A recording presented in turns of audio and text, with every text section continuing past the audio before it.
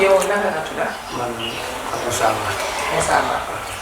Moussa tey ñu la dalal fii si suñu programme yi suñu wérgu yaram bi ñu ngi doon wax ak docteur Diaba bi nga xam ne mooy feebar bi nga xam ne moo dee faral di sonal xale yi comme bopp bu rëy mu ñëw nekk ne sa doom bi la ko am kañ la ko am loolu kii de moo judd ay 2020 wàcc na dafa ñëw ak problème yi.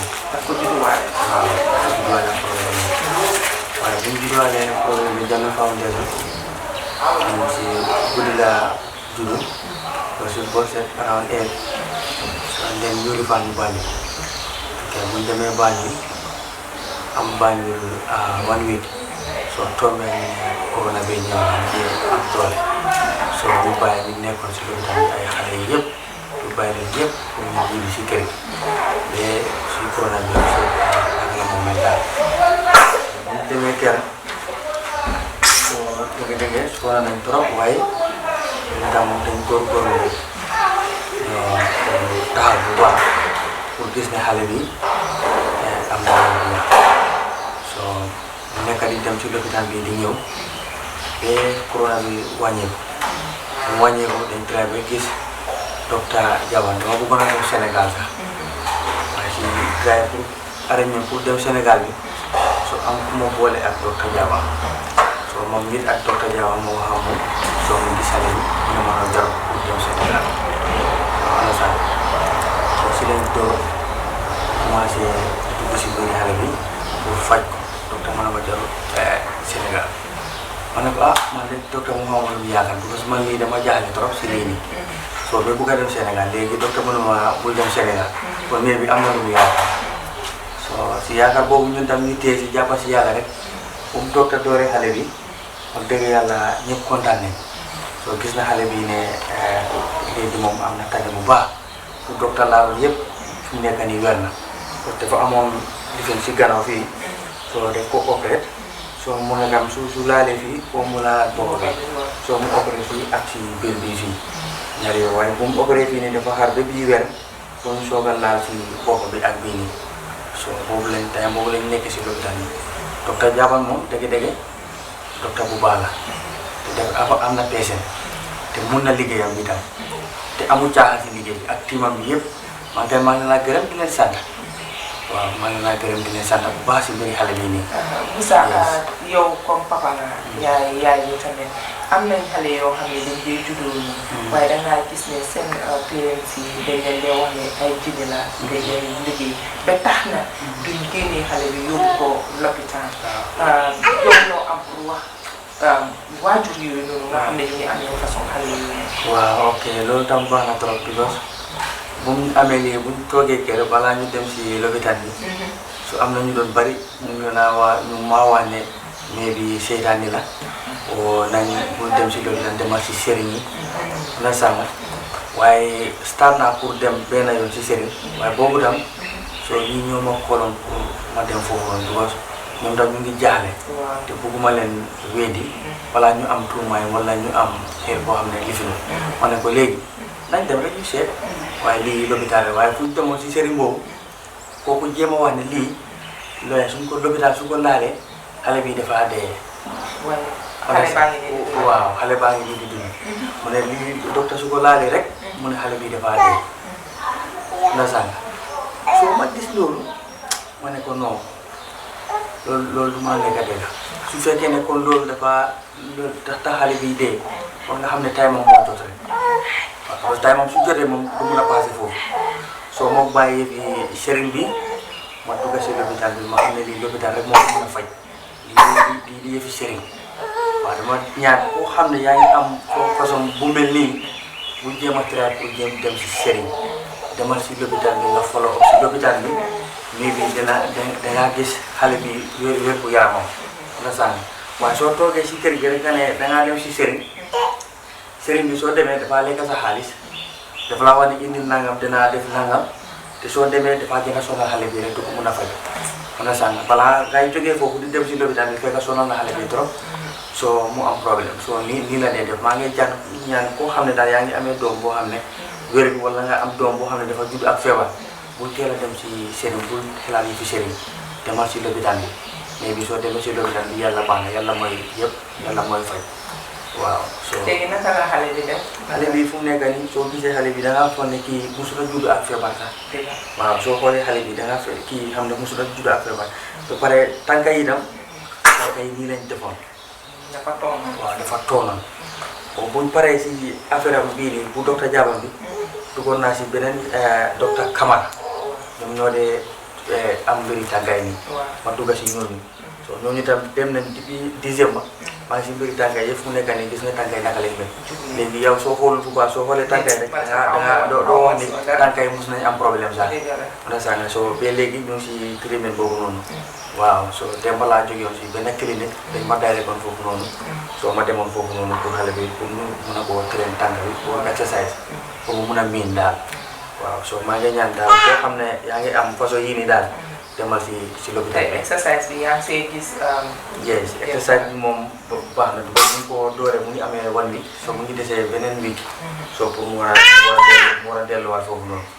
waaw wante léegi tànkay def ko dee ekkiti def ko dee def lu nekk def dee jéem a tiraay sax ndosanga so waaye ndànk-ndànk la rek amul yaakaar waaw man kay docteur maa ngi leen a gërëm di leen sant daal.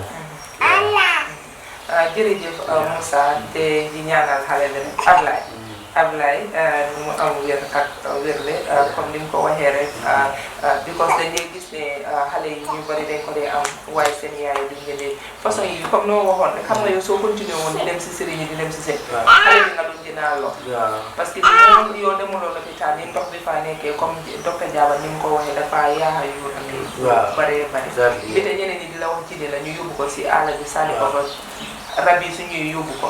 yow ngay wax ne gisoo dina yóbbu nañ ko. waaw waaye di leen gërëm di leen sant di leen wax ne jërëjëf. mbokk yi lii la ngeen amaloon tey si suñu programme yi suñu wér gu yaram bi gis ngeen waxtaan bi ñu leen indil lu am solo la dégg ngeen docteur Diaba li mu wax dañ dee gis xale yi dañ dee am feebar bi mooy seen bopp yi dee rëy bi te am dara seen digg gannaaw suñ gisee loolu noonu mostly xale yi sax ñi seen bopp yi dee rëy dañ dee wax ne xale la jinne lañ duñ xale la jinne feebar la boo xam ne ndox la ndox bu fa taaw nañ leen yóbbu lopitaan parce que fii Gambie am nañ fajam te gis nañ docteur Diaba bi nga xam ne moom lañ doon waxtaanal moom tamit daf ko dee opéré gis ngeen kii nga xam ne mooy Moussa Ba moom doomam bi mu juddu mu ko am waaye loolu taxut mu toog dem na lopitaan ba li mu war a def mu def ko ba tey alhamdulilah xale bi am na wérgu yaramam ba léegi sax toogut sax mu ngi wax ne dem na because xale yi ñu ko am seen tànkay dañ ñee ko loolu tax na mu dem gis na ñi nga xam ne ñoo dee jubal tànkay jubal nañ tànkay ñu ngi train xale bi loolu yëpp toogut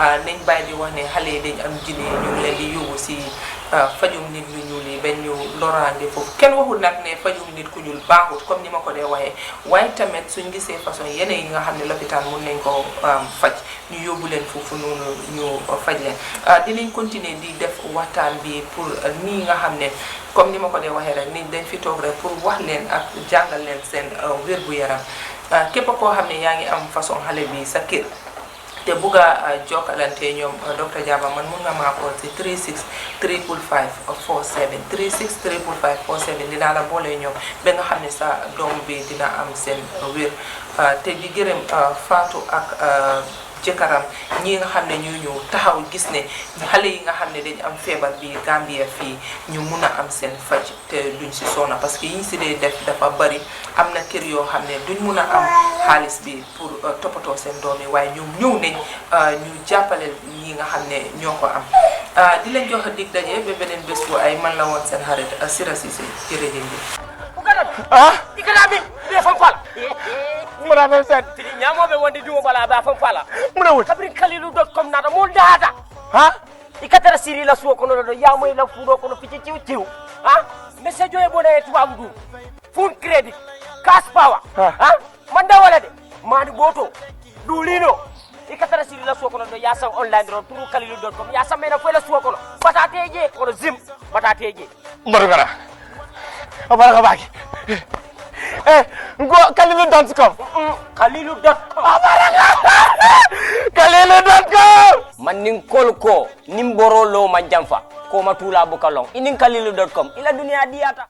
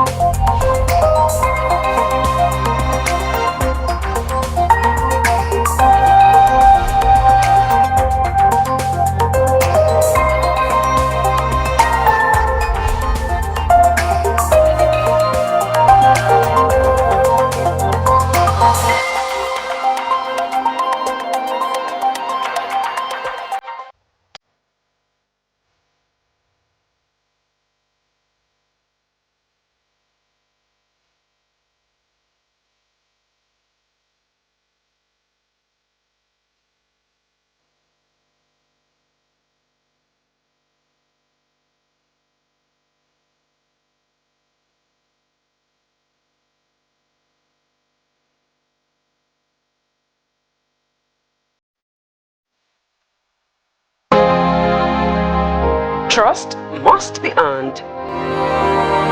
Trust must be proven. Our first name is synonymous with trust. Our brand thrives on the trust it is built and nurtured through the years. Beware of fake news. Avoid falling for the new phenomenon in media. Fake news is dangerous. Watch us every day of the week as we bring you new and unrivaled educative programs. GRTS, the trustworthy name in Gambian media.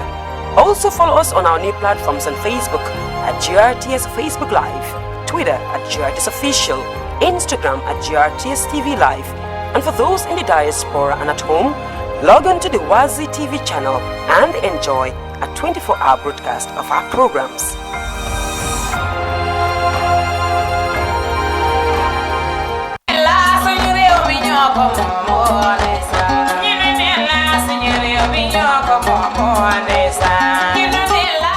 mbokk bu ñu ko waxee itam mbokkoo gi am na ci solo ndax du ne rek ay mbokk lañ rek ñu yemale ko foofu am na luy dundal mbokk foofu wala fi dañ dee wax ne mbokk dañ koo dox wala ñu wax te koo xeeb rek mu xeeb la kat xeebate moo baaxul te bokk na ci li ñu fitnaan ci jamono bi de xañ nit àqam moo baaxul te bokk na ci li ñu fitnaan ci jamono ji de fitna koo gis ci kaw suuf nag rek boo ko seetantaloo gudd gaa gàtt nga nit ki xañ nañ ko àqam wala kuréel wala aw kuréel xañ nañ seen àq te loolu moo baaxul. nit ki fi ñu toll nii ridoy bëtam yi dog na rusatul ragalatul suy wax xelam du daj yàlla mu naan mu may ponis xelam du daj itam ab nawleem ko amatuloon lu ñu tuddee nawle ci kaw suuf ngay rus ñu di la déggal wala di la bañal léegi dafay nekk làmb ju toj rek. jikko ji nag moom lañ fàttee jël ci mag mu fi nekk te li metti ci ñun moo di dañoo roy gi moo ñu sonal te duñ roy lu baax.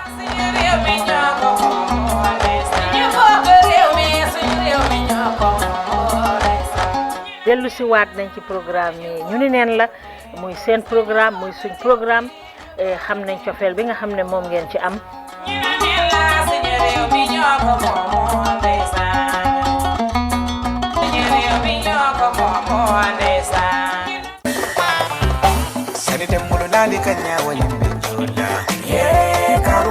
ñaajibe mool jamalef ko domo baka sumuna la o mburo bayri mburu jana lalu fanan ni man ko kaje jaba bala ne kilal ta do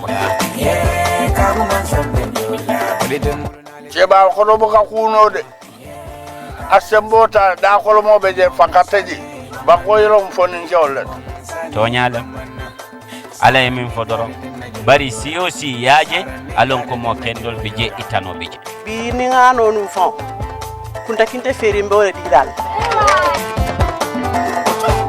kibaro di alkalo la katandi ko polong nyinna buluba karo ala mara karo nyemi mfata ita kontilano sole sere nguda ba man kunoje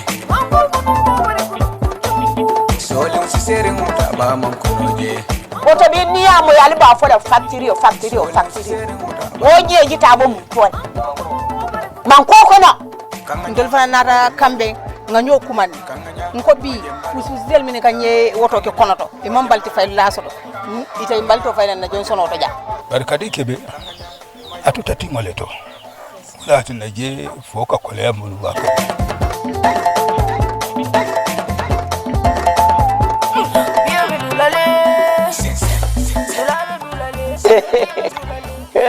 ala makar programme la min canal GRTS television auto sibir la ngol la ñu ñëwaatu la nal badi malen fatma da ciati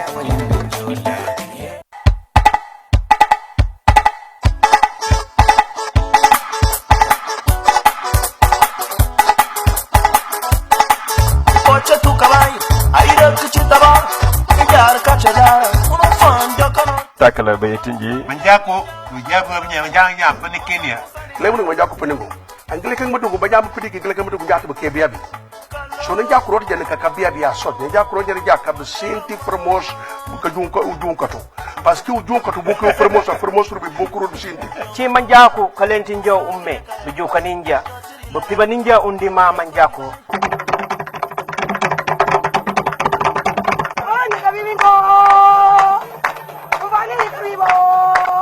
kanyaka na manjako betetu nyaka njate bleprinja wechuan aboku chat ngetebo ngwant ngebaker katobi mama aka mlele awara manyangambia kumo bulem buko ngerate nabi ongot siba ukundu yumudarito sareka jungu boflasi ci manjako tinji John Bass ni ci tinji Madlim Baji pour usimi unchuri yaka ka bici ujati tabi sareka ujati bande sareka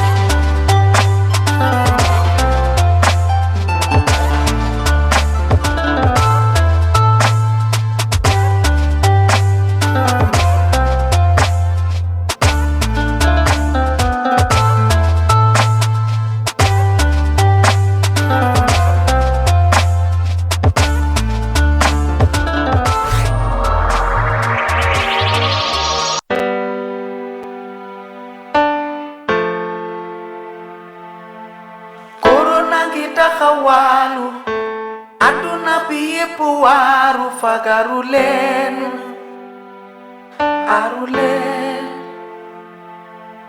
Corona kita kawalu Aduna biye puaru fagarulen Arulen Kunek ngatuk ciseker Arsa popo aksa nyobot limo nyuar nyun Mo nyuar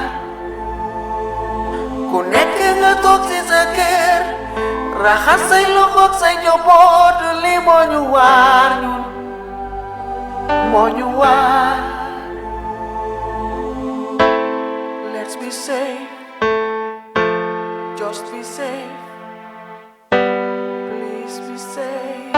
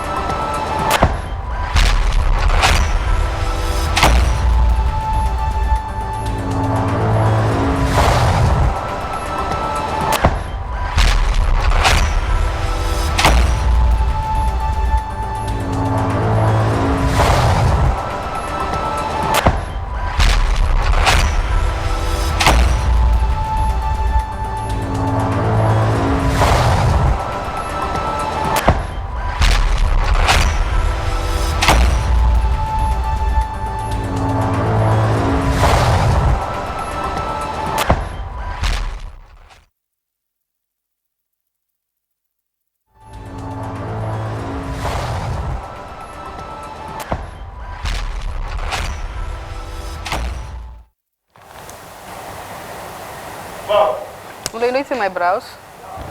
Ah, yang ngi rek.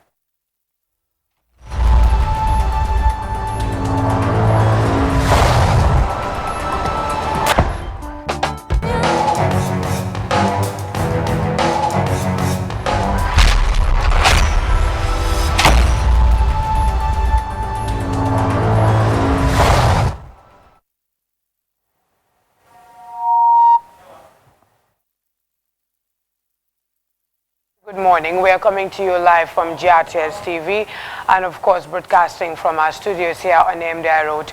This is your early morning show that sets your day in motion. We're bringing you the best of current affairs, entertainment, and we'll as well have some exciting interviews here in the studio.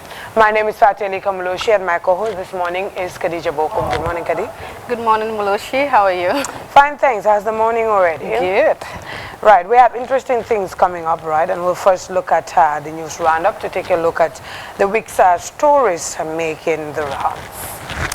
And now to begin with His Excellency, the President, His Excellency Adama Barrow, on Wednesday received in audience a delegation of ministers from the Republic of Sierra Leone who are in the Gambia for talks with their counterparts on the establishing of a joint cooperation commission between the two countries. Now the President also separately received the World Bank Country Director Nathan Belete.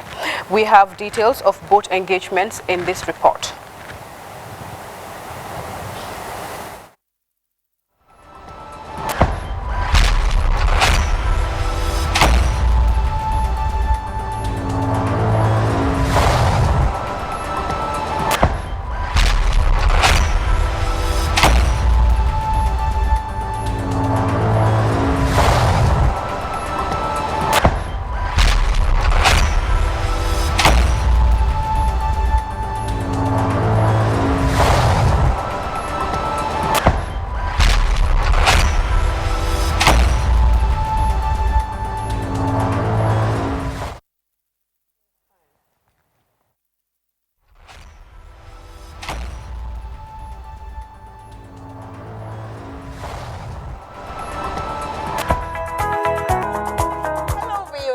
I'm Khadija Fati. Hey, I am Sister Yad. Hi, this is X-Mile. Hi, this is Sex. Hello, I'm Ronald. Hi, I am Anna Mane, a fashion designer. I am Danny Constant. And I'm Fanta Jamba Sise.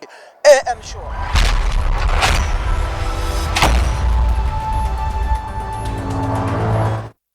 And now still on the presidency, the President, His Excellency Adama Barrow, on Wednesday received in audience a delegation of ministers from Sierra Leone, that is, who are in the Gambia for talks with their counterparts on establishing a joint cooperation commission between the two countries. The President also separately received the World Bank Country Director Nathan Belete. Now we have details of both engagements in this report by Momodu Jallo. The high-powered Sierra Leonean delegation comprises 2 ministers and a deputy minister. It is led by Honorable David Pandanoa, the Minister of Internal Affairs, who disclosed that they are in the Gambia on a follow-up on the discussions held by the 2 heads of state during President Barrow's visit to Sierra Leone. And so, His Excellency, the President of Gambia, Adama Barrow, and His Excellency, the President of Sierra Leone, Julius Maada Bio, thought it fit that we should find a way of creating something out of this relationship. And so they discussed with the foreign ministers, they were involved, and then the 2 ambassadors were involved. And then recently we were asked to come over to sign up on a joint cooperation commission. The Gambia's High Commissioner in Sierra Leone, His Excellency Aliou K. Jammeh, welcomed the establishment of the Joint Cooperation Commission as an important milestone in the 2 countries' relations, commending the 2 heads of state for taking the initiative. This is a momentous occasion because for the first time in the history and in the relationship and the ties that these 2 countries have, which is very historic and very rich. But the visit today has concretized that in a way which is the first of its type. Signing a general cooperation agreement framework between the 2 countries is the first time that we are doing it. I'm aware that attempts in the past have been made, efforts have been made in that regard, but to do it in such a manner as done today at the Ministry of Foreign Affairs and paying a courtesy call on His Excellency the President with such a high-level delegation. It's the first of its type. Sierra Leone and the Gambia have had long-standing relations, but it's the first time the two countries are taking these concrete initiatives to cement and advance the bilateral relationship. We've signed that joint communication, which will involve various things, cooperation on various things, economy, the finance, financial services, security, defense, agriculture, trade, and various other host of other things inclusive of that. And so we're looking forward to this. Already we've had like 2 MOUs, one looking at residential permits for both people in the Gambia and Sierra Leone to do away with that. So we're looking at that. We haven't signed that. We're going to discuss it with our various leaders. And then also another one on trade, an MOU that was being signed in 2006 but never been implemented. And so we're looking to see what we can do with that. In a separate engagement, President Barrow also received an audience, the World Bank Country Director Nathan Bility at the State House. Speaking to reporters after the closed-door engagement with President Barrow, Mr. Bility praised the government's economic performance, particularly during the turbulent COVID-19 pandemic. The purpose of our visit today was, first of all, to congratulate and recognize the government of the Gambia for the very effective implementation and the program that we have jointly, but also the fact that the government has shown great economic management prowess over the pandemic period. We're also able to inform the President of our future plans for collaboration in the Gambia, including our new country partnership framework, which we hope to submit to our board for approval in September. And in this partnership framework, we're hoping to expand and increase substantially the financial collaboration partnership we have with the Gambia. Mr. Bility, however, assured that the World Bank will continue to support the Gambia, especially in light of the recent windstorms that swept across the country. Momodu Jallo, GRTS News.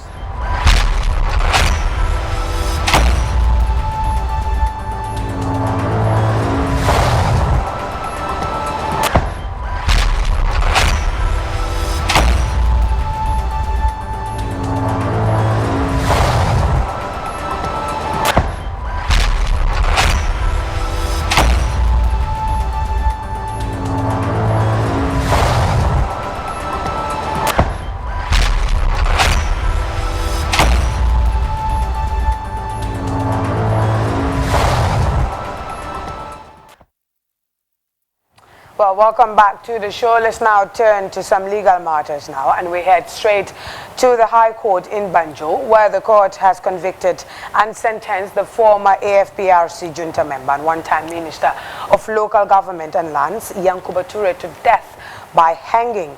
The presiding judge, Justice Ibrahim Jaite, ruled that the prosecution has established the necessary ingredients of the offense as charged and found Mr. Toure guilty of the offense. Justice's legal correspondent, Baba Silla, was at the High Court complex in Banjul and tells us more about this recent development. The accused person is charged on a single count of murder contrary to Section 187 of the Criminal Code, Cap 10, Volume 3, Laws of the Gambia. Justice Ibrahim Ajete finally delivered his verdict in the Koro Sise murder trial, sentencing former junta member and Minister Yankuba Toure to death by hanging after being overwhelmingly convinced by the evidence presented by prosecution witnesses. Yankuba Toure, who once served as the AFPRC's Minister for Local Government and Lands, was tried on a single charge of murder for almost 2 years for his alleged participation in the killing of his late cabinet colleague and former finance minister of the military junta Usman Koro Sise, who mysteriously died in June 1995. Investigators and several witnesses who had earlier testified both at the Truth Commission and court alleged that Mr. Toure in June 1995 at his residence in Kololi used a pestle to batter the late Koro Sise to death. Witnesses at the trial, some of who testify at the Truth Commission, adversely mentioned several junta members, including Edward Singate, Peter Singate, Tumbul Tamba, PK Jada, and Pa Alu Gomez, but only Mr. Ture alone is being tried for the murder following his refusal to testify before the Truth Commission in 2019 to explain the mysterious death of Usman Koro Sise. During the marathon 2-year legal battle, the state represented by the acting director of public prosecution, A.M. Yusuf, presented 9 witnesses before closing his case, and the defense called 3 witnesses, including the accused Yankuba Ture. Witnesses who testified during the trial included Ture's own security Witnesses who testified during the trial included Ture's own security orderlies, Ensa Mendy, Ahmad Jangum, Lamin Dur, and the confessed serial killer Alaji Kani. The case also went to the Constitutional Court for determination of Ture's constitutional immunity claim, which has always been Mr. Ture's contention since his first appearance in court. Ture was able to secure a ruling in his favor, but the Constitutional Court, led by the Chief Justice, later dismissed the case and ordered the continuation of hearing without giving details of their decision. The judgment was highly attended by a cross-section of society, including Ture's friends and family members. The trial judge extensively analyzed the evidence and argument presented by both parties before delivering his final verdict in a fully packed courtroom.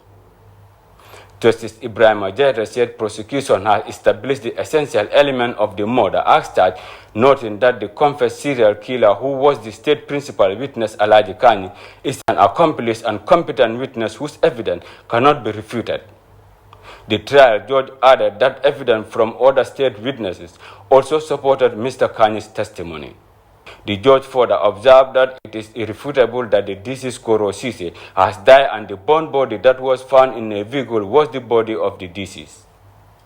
According to Justice Jete, Mr. Kani's demeanor during his testimony represented a sign of regret. The High Court judge ruled that prosecution had established its case beyond reasonable doubt, noting that witness testimonies truly depicted the true picture of Koro Sise's murder.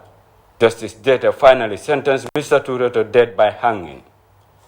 Ture's defense will most likely appeal against the decision at the Court of Appeal, but until then Ture will remain in jail at Mile 2 Central Prison, where he has been detained for almost 2 years pending the determination of his appeal. For GRTS News, I am Bawa Silla.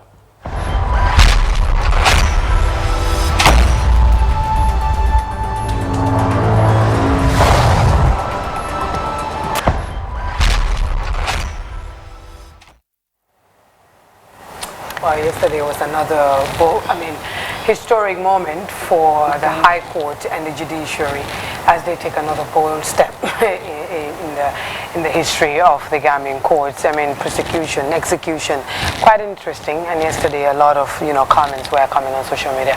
But definitely, since his court made a remark to journalists that they're going to appeal, so we'll definitely see how that goes. Obviously, Moloshi, it was a mixed feeling for Gambians. So July 14th seems to be a day that so many people won't forget. But now moving on, the OIC Secretariat and partners are discussing the way forward for the successful implementation of the 2022 OIC Summit that is to be hosted by the Gambia.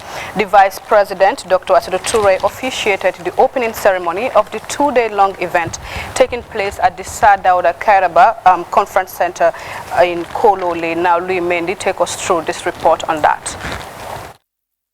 The Gambia is playing host to the 2022 OIC Summit, and the OIC Secretariat is aware of the fact that it is only proper preparation that gives perfect performance, hence the ongoing 2-day convergence with others we stake in the successful hosting of the event. The meeting discussed 2 major things: 1, to adopt the terms of reference for the summit, and 2, to design the budget for the event. Binta Jame Sidibe is the chair of the local committee. The local organizing committee, it has 8 subcommittees. These subcommittees are supposed to provide unrivaled support to the OIC Gambia Secretariat for the hosting of a successful summit. The 8 subcommittees, which are the security subcommittee, the accommodation, events, logistics, transport, documentation, media, were established to assist in the implementation of projects and to work in close collaboration with the Gambia OIC Secretariat. Dubai, the consultant for the OIC, said the convergence is a key milestone in kickstarting the OIC. The budget would be the most sensitive and important part of the convergence. I would rather we have half a day with all the subcommittees, we kind of get them to present and get to criticize this budget, then come up with something that is presented to you, and those who've not seen them, if you have any ideas to share, please do. Then we would have to adopt these budgets, even if with reservations, and work on them. Remember, the budgets are important for two reasons. Part of the budget will be financed by the Gambia government. Part of it will, be subject to some kind of resource mobilization. And we need to package those very well and prepare a resource mobilization strategy, that is Secretariat, to go out there and see what partners could be able to provide to support the summit. The convergence is also an opportunity to harmonize the TORs and avoid commonalities when the budget for the event is finally prepared. Yankuba Diba is the OIC project manager. This particular Holy Grail requires host countries to take certain responsibilities. And we saw ourselves in a race against time.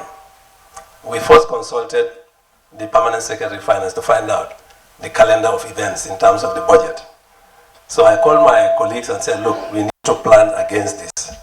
So this convergence, the dates were set deliberately to make sure we attain, our objective of getting together a consolidated budget and a roadmap that we will submit to the minister for his consideration in the next year's budget. The PowerPoint presentation was to give the convergence a taste of what the OIC Secretariat has already accomplished ahead of the summit in 2022. It shows that a multipurpose conference center has already been erected. Other accomplishments include proposals and planned activities for the event. The government views the OIC venture as a legacy project that will stand to benefit Gambians of all creeds and color for decades ahead, as well as form the basis to build better in the future. Vice President Dr. Issa Toure urged the OIC Secretariat to get the job done and in the right way. To ensure a successful event and put the country on the world map, the government established and tasked the Gambia OIC Secretariat with three fundamental objectives. 1. To mobilize resources needed for a successful event, to coordinate the implementation of infrastructural projects to afford guests an unforgettable experience and better the lives of everyone in this country. Third, to ensure proper event planning, organizing, and management of the summit itself.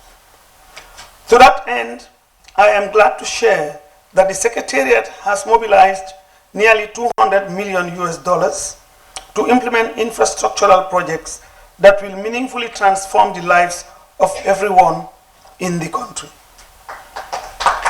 Collectively, these development projects will not only boost commercial activities, but also promise to improve our urban outlook, advance the standard of living, create employment, as well as enhance our regional competitiveness in many ways.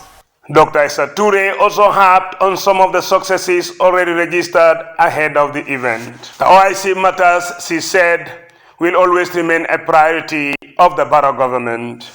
Evaluation of bids in respect to the expansion of the Batil-Harding Highway and the construction of the 50-kilometer urban road network is done, and the report sent to the donors for approval. And I am happy to say that approval is given based on board's recommendations.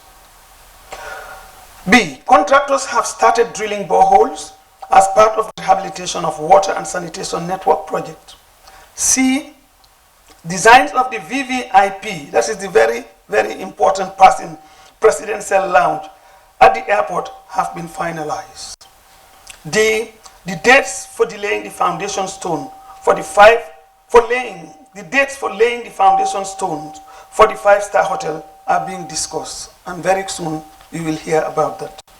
We are on track for sending another batch of security officers to Turkey for high-level training. The OIC priority include the construction of new hotels, the expansion of the VIP lounge at the Banjul International Airport, the construction of 50-kilometer urban road network, the rehabilitation of water and sanitation, electricity enhancement project, the widening of Battle Hardin Highway to a dual carriage lane, and security reforms. And as the OIC Secretariat and the government brace up for the task at hand, COVID-19 remains the major challenge ahead of the summit in 2022. Louis Mendy, GRTS.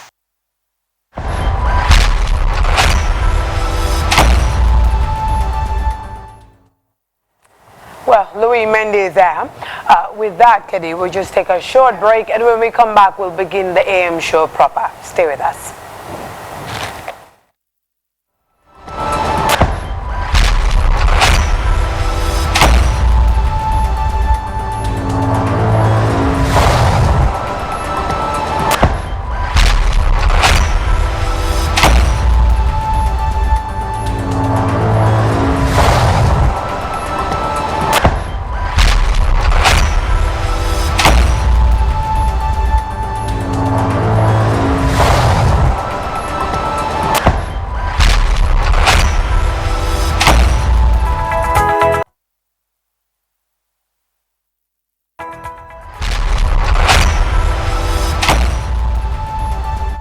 Well, welcome to the AM show now. Joining us in our studios is Jenna Bajala Marong, the Director of Corporate Sales and Marketing at the BJM Management Consultancy.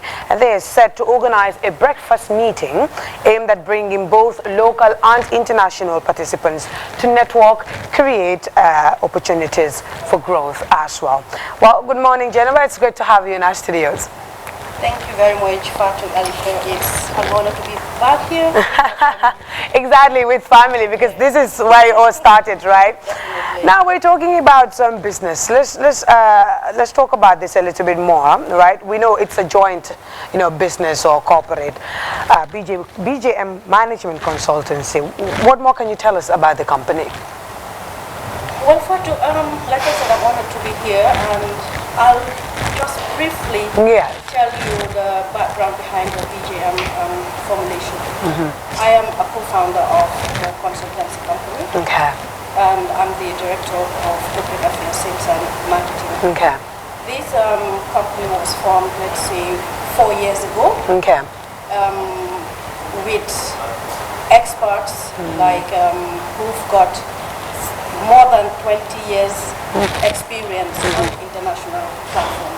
So we deem it fit to come together, like I said, networking, come together and give back to our country. Right. Interesting. And how about this idea of the breakfast meeting? How did it come about? Okay, we have a platform. BGM has a platform, and we pride our SMEs. And on that platform, we give the SMEs priority because we realize that the SMEs contribute a lot in the economy of this country. All right, I think we'll just go on a short break and just fix some technical issues there and be right back.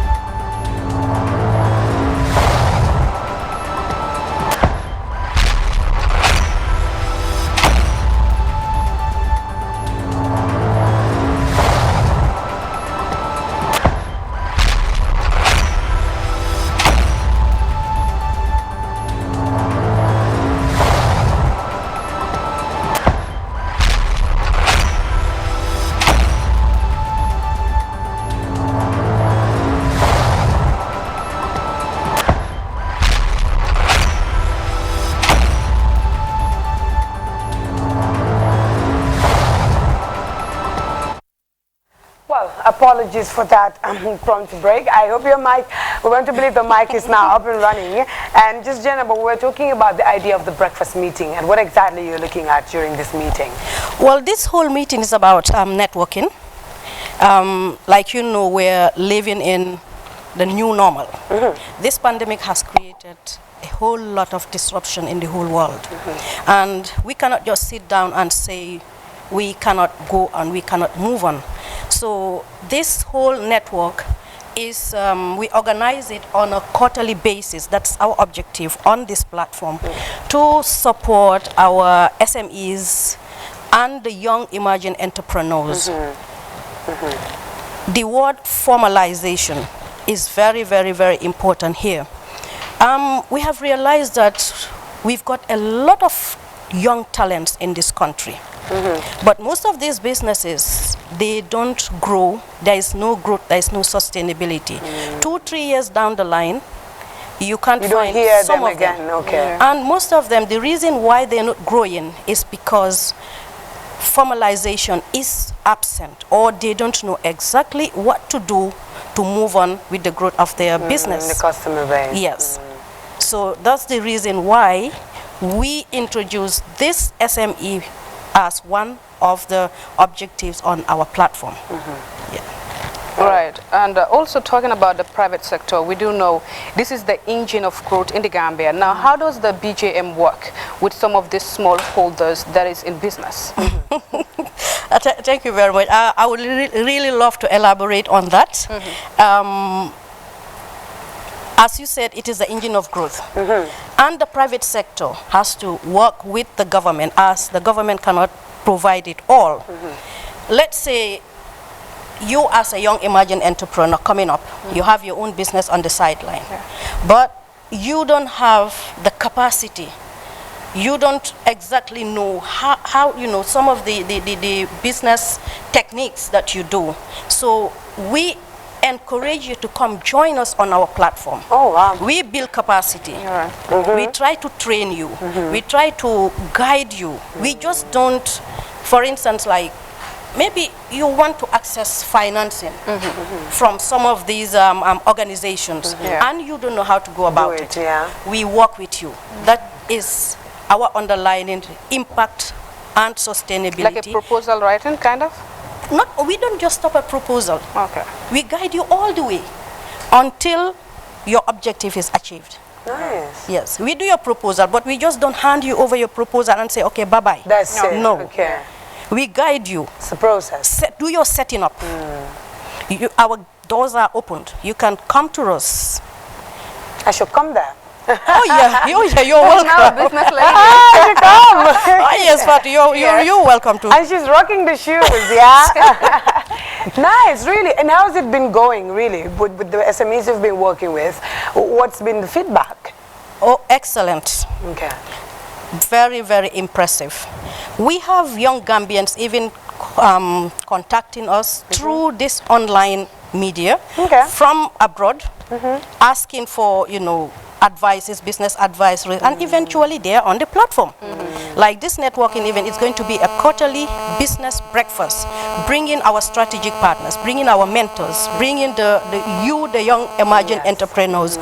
Like they always say, "Mak dafa baax ci kër." So that's why we have segments, and also we pride in partnering with our mentors, the likes of Mustafa Njai, the likes of Alpha Bari, the likes Uncle of Bugs, exactly. So those are the marks that we have to ride behind, and we grow our own. Well, you're also set to host, this is your first ever event, and you are set to host this in a form of breakfast. Now, away from all of this, what do we expect to see? You know, all of that business and tangle stuff, what do we expect? Well, it is nothing formal. Everything is informal. Nice. We just meet quarterly. Like, let's say, our strategic partners, the banks, the GCCIs, the Ministry of Trade, and the clients on the platform. We just meet. Then we have our presenters from different sectors of the economy. For this first one, we have presenters from, they are Gambians in the diaspora. They have a lot of experience. And the diaspora is very much involved in this, very important. Exactly. Yes. Like our 3 presenters for this forthcoming networking event. One of them is Babukar Koma, working for AFDB. The other one is Bakari Kuli, working for ISDB. And the other one is Chernogoi in Rwanda. So we should pride ourselves and copying the positive side of what other countries are doing. Exactly. Yes. Yes. Let's say the likes of Ghana, Senegal. They have very strong SMEs sector, very, very strong. So it is high time we work together, build back better. You think this is the way forward, really? This is the way forward, networking. What do we expect to be the outcome of all these networking events and the consultancies that your organization is giving, especially in the likes of it, in the very near future, as you mentioned, with the likes of the Techifi and all these other organizations that are supporting, you know, young entrepreneurs and just making sure that young people explore business opportunities. It's becoming a proliferation of the same kind of businesses here and there. But obviously, like you mentioned, sustainability in the long term, and just how we make sure that all these different businesses we're seeing are really having kind of a ripple effect in the economy. What do we foresee in the very short term from all these undertakings that we see happening? Sorry, that's convoluted. Yes, you can take it. Okay. Fatu Elika, all that you've said here, I would just break it down to one word: networking, forming strategic alliances. Very well. Do what you do better. I do what I do better. We come together and together we go. You think the government should really play a big role in this, or is the private sector that should really champion their own? Partnership. No, private sector alone cannot champion. It's like a PPP, partnering with the government to build back better. Very well. The policymakers, they have to create that conducive environment for us to grow. And I like the fact that you're now not waiting, and you're taking the bull by the horn. Yeah, we don't have to wait. When is the event, sorry, before we go? It's the 3rd of August at Tamala, Sun Prime Tamala. Oh, nice. Oh, it sounds alluring. And is it open, really, or you have invitees? Yeah, we have like members on the platform. Okay. But there is like, through the feed, there is a way to register.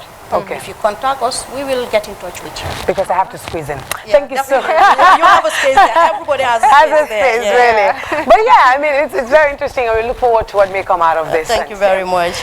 Well, that was Jenaba Jalo Marang, there, the Director of Corporate Sales and Marketing at the BJM Consultancy there, for organizing a breakfast meeting on the 3rd of August at the Tamala. Well, you're all invited, especially you can register, like she mentioned, and be a part of that. Well, with that, we'll go on a short break, Kadi. You'll definitely have to take on. Yeah, sure. The show is all mine now. Well, let's go for the break and see.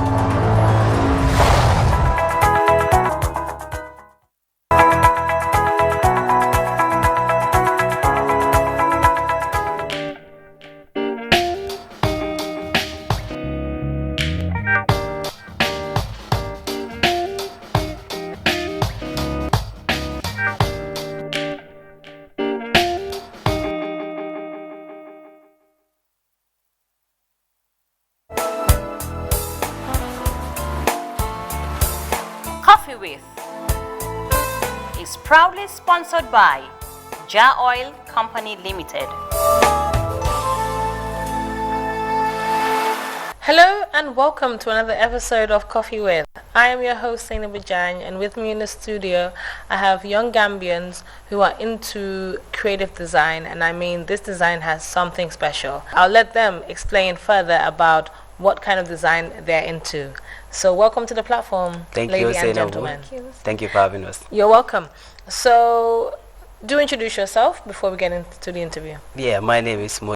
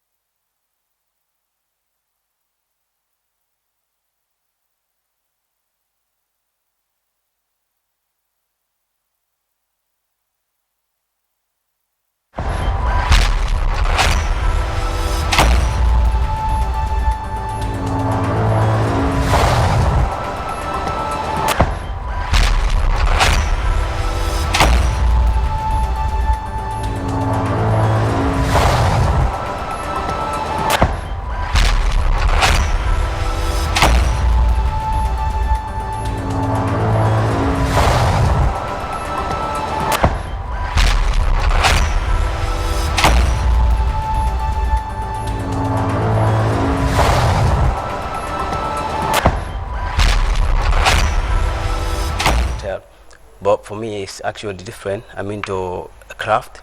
I'm also into, looking at things differently. That got me into having the mind of an architectural designer, and I also grew it to this level. Okay. Like, for an example, when I was a kid, we used to buy these books, exercise books, which usually have footballers on the cover pages and, a lot of things. But for me, I'm actually different from other kids. When they go for what football tells, like what's the Ronaldinho on the page, they all go for that, having Zidane on the cover page, they were also happy about that. But for me, I always look up to seeing cover pages of buildings, amazing structures, bridges, like that of the Eiffel Tower, that of the bridges, and a lot of things. So I was always into those kind of things, imagining how are all these things possible, and why are they on the pictures. So I'm always like, someday I'll be able to, get into all these and know what it all tells. Okay. That's what got me the inspiration to be an architecture designer. Nice. So you're keen to detail. Exactly. Nice. That's who I am. Okay, well, nice to know that. So Halima, tell us about yourself. Yeah, I was this girl who was like, I was someone who liked football so much. Yeah, sometimes I do go to watch football. But most of the time, the thing I was afraid of was like going on top of these buildings. I was someone who's very scared to go on top of these buildings. Okay, I do imagine how are these people even good on top of these buildings, especially on the last floor, and these buildings don't even collapse. It was something very questioning, and I do even question my parents. How is this thing really functioning? I was someone who was very curious about it. I really question myself. So I do research, and these buildings also, if I see them on cover pages, I used to be very curious about how it is done on papers and other stuff. So I came up with this idea. I liked drawing, technical drawing especially. I liked technical drawing. When I was doing technical drawing, I used to be very amazed. Wow, how is this really something that is put on paper and other stuff? So I came up like, why not I put myself into something that I like, because I'm someone who is very curious about things like this. So I wanted to do this architecture to be someone who is very creative. Okay. Okay, so you guys have a very similar background. I guess, you both looked on magazine covers, and that's where you saw these beautiful buildings and imagined how they were able to be built. And, they've been put on paper, but at the same time, they're real life structures. Exactly. So that's where your inquisitiveness came from. Exactly. So I guess being young, you were very curious. So curious. And you were very inquisitive. Super curious. And then now, you guys are able to set up your own, studios. Yeah, exactly. And I know there's three of you. Yeah, the three of us. Yes, so tell us about Idrissa. How did you guys meet him? Okay. With Idrissa, we were all in the same class when we were in architecture school. Okay. But at first the idea came up when we graduated. Even like I was thinking of what are we gonna do? So I started actually working with a few of the people within the school, because I was the architectural students president by then. So I have a little insight of how to work with students and teamwork. So I actually collaborated with architectural interests. So I had a lot of students with me as well. So we studied together. We also do a lot of things, but my main idea was to look at problems in our communities, societies, and put a solution to that. So we actually worked a lot of projects with some other students, but after graduation, I thought of, all right, the things were tough on us, even to see someone who's going to sponsor these ideas was a problem. So I thought of, all right, why not we put business into this thing, and then what we get into the business, we sustain our life and also, give back to the community. Nice. This is what brings about Archiplex Studios. So, the time I have the idea of Archiplex Studios, I spoke to Halima too about the thing, and then, so, we started working on it, and then I still thought that I needed more idea, you understand? So I need to get into the job market to have more experience. So I got to the job market, and then, I was hired by another company. So we were working there, and then luckily I met with Idrissa there, so we were the two architectural designers there. Nice. Yeah, so when things were going, and then the company actually relocated, and then went to a different country, then we, brought up the idea of the Archiplex Studio again. Then Idi joined the team, and then the three of us founded it, and then we actually established it, and then we call ourselves the co-founders of Archiplex Studios. Nice. That's beautiful. So it kind of tells how you guys met, and at the same time, you could have been like, let me just keep this to myself, but you decided to bring more people on board. So that means you're promoting togetherness and collective effort, which is very, very important. Because I think when you synchronize your energies together, it could become a success instead of it just being one person handling everything and then being overwhelmed. Yeah, it's actually going to be a very tedious thing because architecture is very complex. Yeah. And the name Archiplex also comes along with that because of its complexity, complexity, I can say in that way, is why we decided to name it Archiplex, because architecture is archi and then you have plex, which is from complex. So this company is actually built. We co-founded it, but we are pretty sure that we are not going to be there forever. So we are ever ready. We are grooming young ones that we take over this thing. That's very smart. Because we created it and we want it to be sustainable. Nice. I like that. Young people thinking about the future ahead of them and not just focusing on now. So tell us about your childhood then. As young children, I know you were inquisitive and you were very curious and nosy. So now tell us about, your other behaviors. How were you growing up as a young Modu and as a young Halimatu? Ooh, it was, my mom would tell you, it's like I was so stubborn, so stubborn to the core.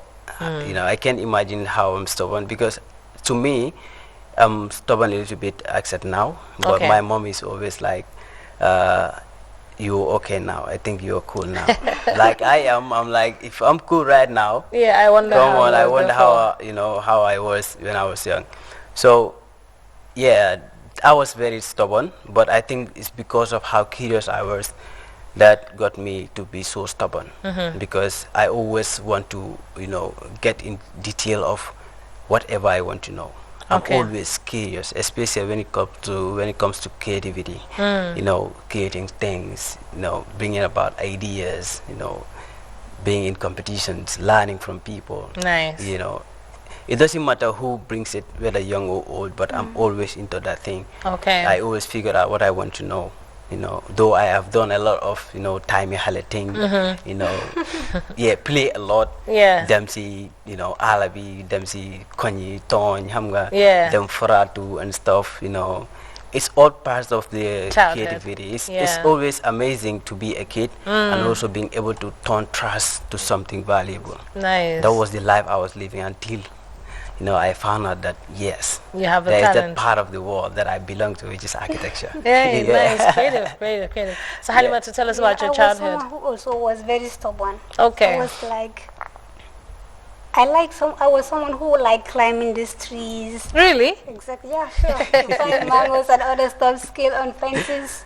I was so stubborn, and people will be like, this guy is very stubborn. Keep come down Bugo, see family with that. He's very stubborn. Even some male are not stubborn like her. I was like, I just have to do what I have to do. Despite what people do say, I was someone who is very stubborn. But I liked the time I was a child. It was something very fun. You enjoyed your childhood. And I guess, are you guys still stubborn till date? Like, do you still follow up to, the end of what you want to get to? Of course. We always go to the tip. That's great. That's determination. I guess that stubbornness, it could be looked at determination, like you're determined to do something. So you do it by all means to get there. That's it. Yeah, okay. So we'll change it from stubbornness to determination. Okay. So now, tell us what further inspired you into setting up Archiplex. You mentioned about how you put it together and why you thought about it, but what was the reason why you decided that, okay, I need to set up this and I need to have these people to help me do it? Yeah, it's because of the problems I've been seeing with the idea of architect solution as a tool that I can use to solve a lot of problems in our country. This is the reason why I thought of coming with the idea of Archiplex. Like I can say, we thought of coming up with the idea of Archiplex because in our country we are unfortunate in some other areas because we have, I can say our living standard is a little bit moderate.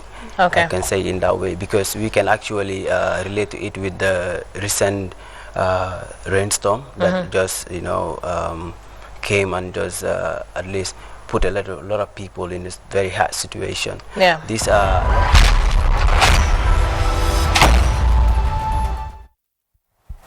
Welcome back from that Coffee with segment. Now let's take a look at what Chef Bojang has for us in this segment of the breakfast.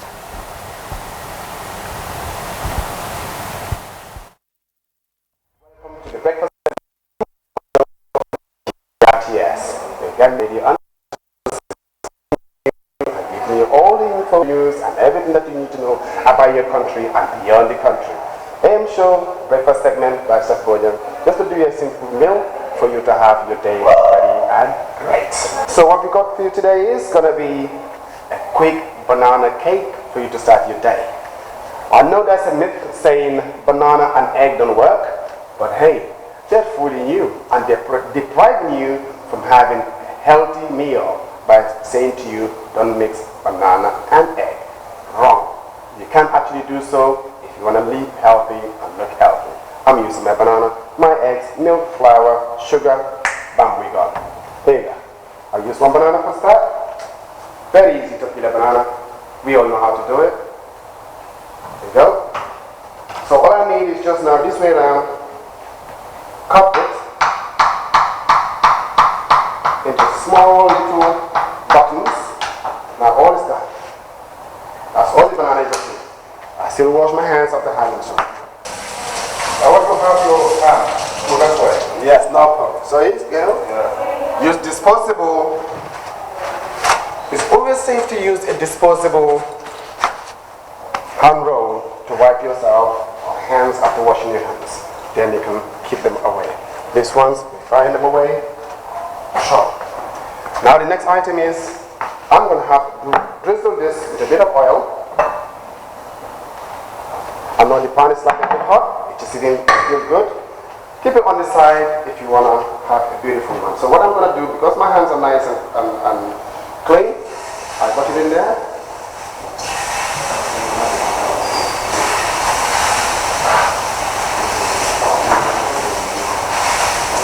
So imagine you preparing this to your day. Started very nice. Now, I'm going to combine a very quick recipe. You're going to have your eggs. Then the sugar, you can put it on. It's going to give you that caramel effect. Then that. Now you're going to see the sugar is going to start simmering, melting, then it changes from that water part to a caramel, golden color. So then I have my milk.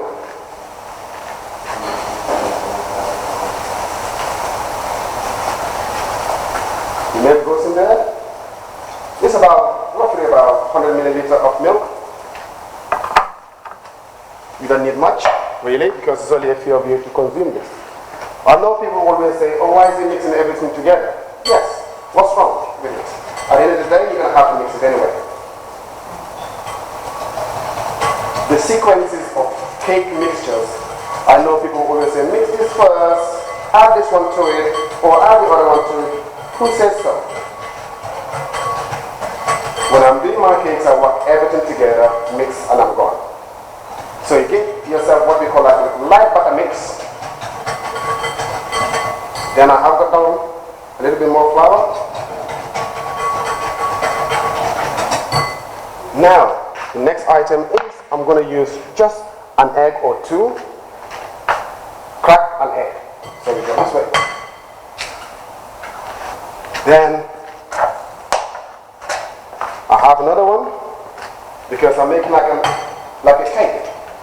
So technically the recipes are always simple. When you have 50 grams of sugar, butter, flour, it will tell you to use 1 egg for every 50 grams.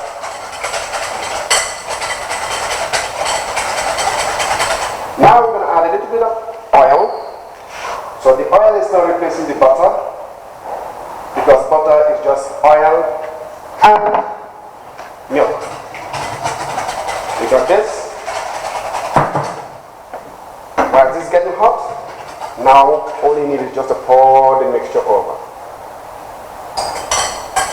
Voila! Now, before you begin, what we call is called clean as you go. Never leave your mess whilst you're cooking. Take it away for cleaning. Once you're done, always have to wash your hands. Use a disposable towel to wipe your hands. I now wonder what questions will be when someone says to me, "Oh, chef is not using gloves." I have my reason. If I'm using the same glove, I'm touching every single thing and I'm feeling safe in touching food with my gloves, when actually I'm cross-contaminating. So I'm using this lid because this is going to be like a baking system. Of course, the lid is slightly a bit small, but we'll try and, squeeze it. We like to squeeze things. So in this, the bottom is cooking. The cake is coming up from the bottom side of it. Now, when you flip it over, the other side also gets cooked. So meaning you can do this nice light cake that you can actually do from the stove, not having to use an oven, by using just a simple technique, which is going to be like, let's say, a little bit of a crack style, but it's not a crack because it's got all the ingredients that a crack will use, which is of course the sugar, the egg, the milk, the flour. But this time we've got sliced banana, we've got caramelized on the bottom to give that golden color. Now it's coming up. I think I am missing a spatula, which I need really badly. But in the case I don't have that, let me improvise as a chef.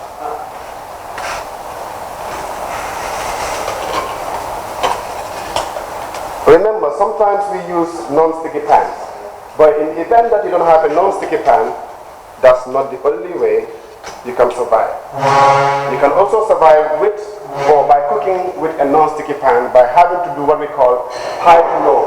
When the pan is really, really hot, it crisps at the bottom, then leave the heat to lower down, then it lifts up whatever you're cooking.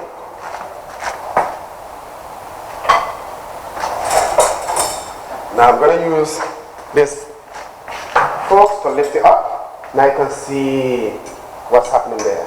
You can see what's happening there.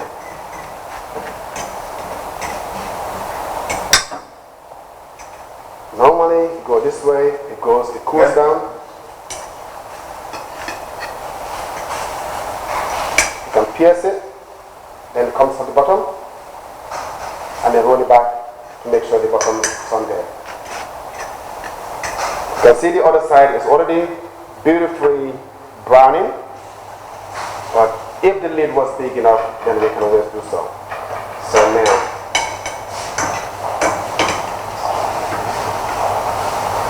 sorry, unfortunately, I haven't got a spatula, a clipper. Oh, magical. I wonder where did this come from? From the roofs? Beautiful.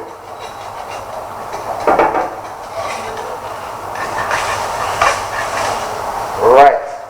Now you got that. Don't worry about the roughness of it, because this is still going to come back together. Now that we have this already, all you need to do is shake it, then flip, it's there. I nearly missed it, but I got it still.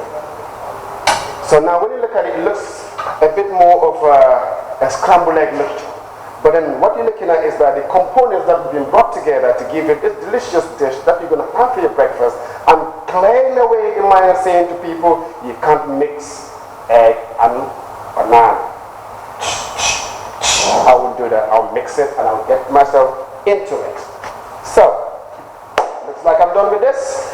And I allow it to cook, then it gets served for us to consume. I'll be right back. AM Show breakfast segment, only on GRTS, your national TV and radio television service.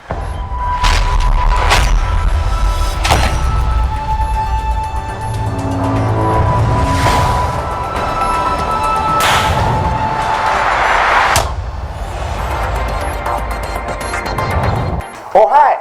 Well, that was our celebrity chef, Chef Bojang himself, with some quick fixed morning breakfast. Well, actually, that was yummy. And unfortunately, we could not have this in the studio, but we have the chef himself here in the studio with us, who is expected to leave the shores of the Gambia to serve as one of the panel of judges at a cooking competition in Liberia. Good morning, Chef Bojang. It's great to have you here, even though you're not with your cooking materials, to make us some quick breakfast. You know I love food, but we have you here. How have you been? How is it? Yeah, good morning to you all, and I'm so happy to be back to my house, home, GRTS, our national TV and radio services. Yeah, been great, and I must say we, the chefs of the Gambia, really appreciate all the effort, the support that we get from the GRTS, which makes us, in fact, becoming one of our, we would say, our partners per se, or home from home. So yeah, thank you for having me again. Well, talking about the cooking competition which you are set to embark on in Liberia, now tell us, how excited are you on all of this? How excited are you? Wow, I'm super excited. The reason being is like, competition is always what gets me going, and I always love to live in a life of competing with my skills, and I like to also test myself every now and then. But this time around, you know, I must say, quite happy to see that it's going to be another set of people who are going to compete, but not myself, you know. So I'm really, really excited to see what my youngsters will do in Liberia as a national team. Right, and when are you guys set to embark on this? It's meant to be on the 11th to the 15th of August. That is also COVID restrictions dependent. And if things goes well, it's going to be from the 11th to the 15th of August this year. So literally, we just got like a few weeks to go.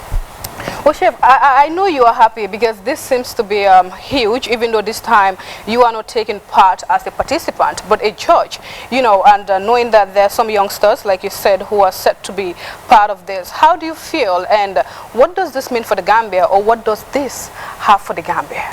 Wow, this is beautiful. Being there as a judge is a great thing, because meaning like I must have achieved certain acclamations to be able to be considered as a judge or part of the judging panel for West Africa. But also I'm also one of the accredited judges within the African continent as well in the chef arena. So it means a lot for the Gambia to find a Gambian representing the nation in judging, and also the youngsters going out to explore one, and also to expose our dishes, because what the competition is about is having to create menus and recipes through your own Gambian or traditional dishes, kind of like gastronomy, the food and the culture. So this is really beautiful, and it has a lot for the Gambia, because of course it is marketing our tourism as well. When you say food tourism, this got a market for it. So meaning it's a cheap way of having to market the Gambian food tourism. Of course, Destination Gambia through food. I like that, based on the fact that it's going to be a display of local foods, and knowing that Gambia, well, what do I say? We have like, we have so much, you know, good local foods when it comes to the Domboda, the Benachin, the Yassa, here and there, even though people from Ghana and other nations are trying to compete with the Benachin, saying that they call it jollof rice, I think, by the way, and they feel like this is from Ghana or Nigeria, but Gambians too are there arguing that this is from the Gambia or it's from Senegal. You know, that is quite interesting, you know, to know. Yeah, I mean, honestly, I think I remember one of my interviews at Joy Prime when we were in Ghana. So the way the question I raised was like, if they say jollof rice, I asked them, what is jollof? Exactly, what is jollof? Rice. I said, no, tell me the meaning of jollof. Yeah. So if you tell me the meaning of jollof, then you win. So then they were saying, oh, it's the rice, it's the rice. I said, yes. There's a region called Jollof in our area, and it's within the Senegambia region, and this is where the rice or the recipe came from, because the people live in the swampy lands wherein we have less to grow, which is like rice and peanuts. So this is what where the Jollof came from the Jollof region. So it's not like something that's been made up, but it's from a region called Jollof. and hence jollof rice. So come to us, let's show you the way. In fact, there was a little, because I had some celebrity chefs of Ghana as well. Some of them do TV presentation at Joy Prime and TV Africa and TV3. So when I told them now, anything that's going to be on that stage or the competition on table, we're going to bring all the trophies home, including the jollof. And they didn't agree, but that's what happened. Obviously, they need to come to the Gambia or Senegal so they could have a thorough teaching on how to prepare the jollof rice very well, like you said. But Chef, moving further in the show, what words do you have for these youngsters that are set to embark on this journey? Yes, compose yourself, be yourself, know that you're representing a nation and having to make sure your country, your family are proud of what you're doing. The association is a national association, and of course we can't do anything but to make sure we fulfill our commitment as a team to represent the Gambia and come home with the victory, defend the the championship that we've always yearned and taken since far back in 2017. Every year the Gambia backs the trophy. So this year we cannot say no to it, but it has to come home. Like it has to come home, just like I'm seeing all of that on the Gambian flag that he has. You have brought all of this to the Gambia. That is quite an achievement, you know. Indeed, yes. We're proud of you. So, yeah, this is all a few of my, I would say, a few of my my awards. I mean, having to see that I've only got goals on me, meaning of course I've not been in the second position. So all I do is having to take the first position in any competition that I've been in the cooking arena.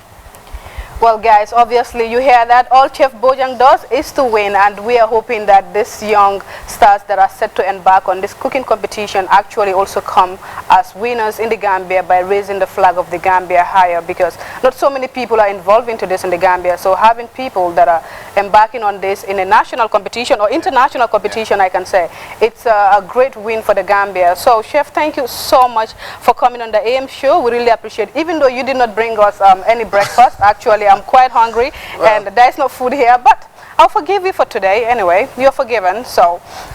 Yeah, but the other thing also I want to add on to it is like the support of the nation. This is a national team. We're going to represent the Gambia, and representing the Gambia means everyone should be part of us. Right. So we need the support, because like every year we will have to wait to the last minute to actually go and even borrow tickets to fly out to go and represent the nation. Oh, you need to buy your own ticket? Yes. Oh, wow. So, so we are a national team representing the nation, and if the tourism sector is contributing about 30% of GDP, so meaning the backbone of the tourism sector are the cooks or the chefs. Of course. So we need to also consider the chefs being supported, especially in these areas wherein we're going to market our tourism. So this is kind of like a way of the government using us to market the food tourism of the country in a cheap way, rather than going to have trade fairs in Europe, you know. But we're going to compete, because this time now we're going to have about 240 chefs competing across Africa and Asia, coming in to compete. And of course, when the Gambian dishes win, it exposes our Gambian culinary, our Gambian food and culture. So we need people, stakeholders, government, individuals to come on board to support the team by having to help us even in our preparations. We could even start our preparations, because every single competition we go in, we have to dig it out from our own pockets. And then of course you dig it into it and then nothing is left in. So we really need the nation to step in and say, yes, you belong to us and we belong to you. So let's do together as a team, as a nation, to support the Gambian tourism and the Gambian food market. Yeah, we need to, because it's not just a pride for you when you win, it's a pride for the Gambia, and so the support needs to be there. I don't know if I'm permitted to say the tourism industry is also a creative industry, but in the Gambia there is just a blink of an eye when it comes to things like this creativity in the Gambia. So, but obviously we are looking forward to that, and people coming forward to support you, so you can have that confidence that the nation is behind you, and with that confidence obviously you win. But Chef, thank you so much for coming. It has been great to have you on the AM show, like I said. And guys, that was Chef Bojang here talking to us on the journey that he is about to, or they're about to embark on to Liberia, which is the cooking competition,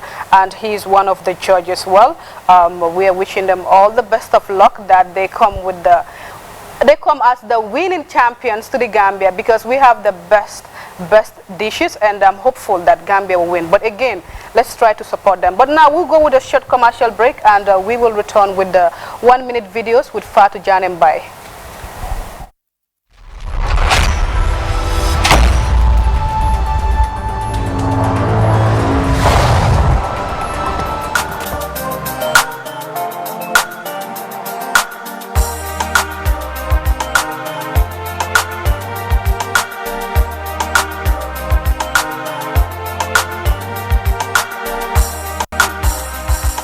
Hello, my name is Maria Makuli. I am an international award-winning actress and a radio presenter. I am also an activist for women and child's rights. Now let's get it going.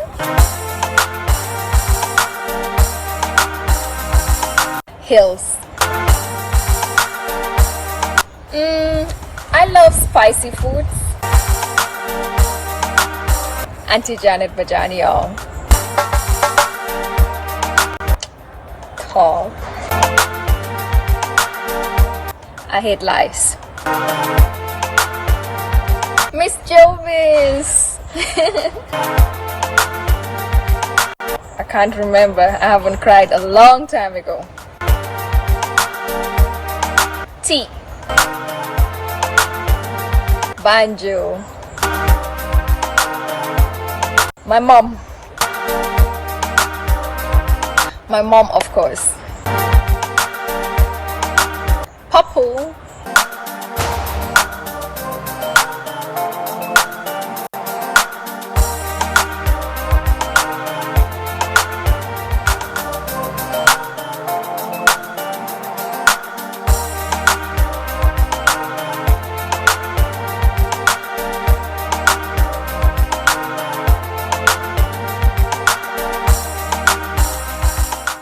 Hello guys, I am Falidu Emel Janko and I'm on the minute with Fatou Janembai.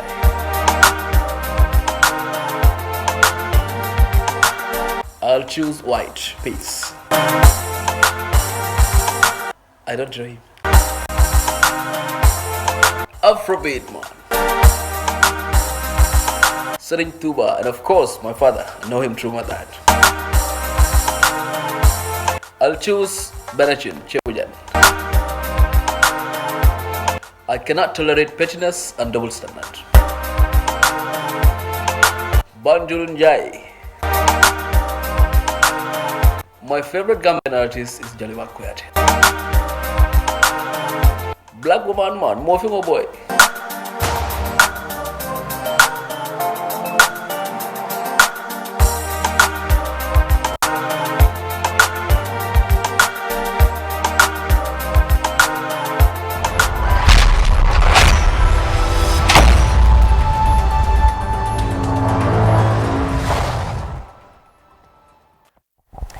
And from that 1-minute video with Fatou Janembai, now we'll now look at some issues, because it was a memorable evening at the Ebujang Theatre where the First Lady, Her Excellency Fatoumata Barbaro, during the weekend graced the unveiling of the 2021 Best Actress in the Long Story Short International Film Festival in Romania.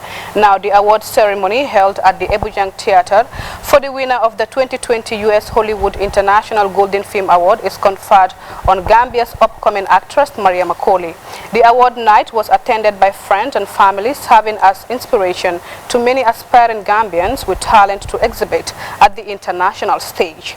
Our Fatou Janembai caught up with the First Lady, and this is what she shares with us. Let's take a look at this excerpt.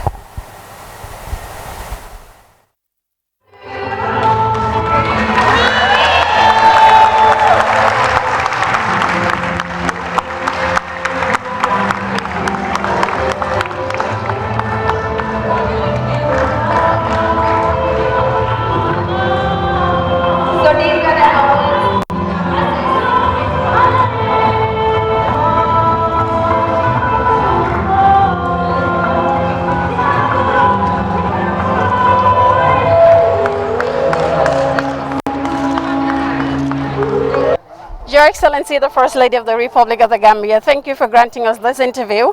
Mariam has dedicated one of the awards, of course, the highest of the awards, to you as the First Lady of the Gambia. How do you feel tonight? Humbled.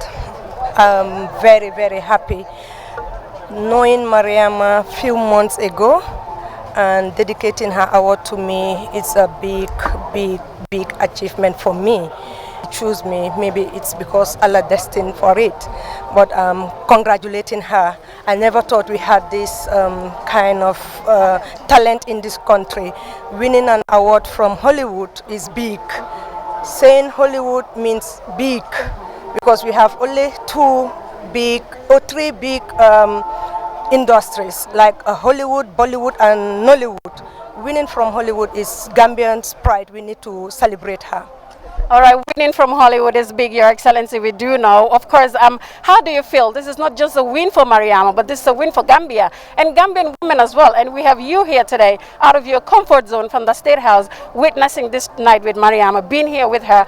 What does it tell for Gambian women, and what is there for them, you being the First Lady of the Republic of the Gambia? Supporting each other.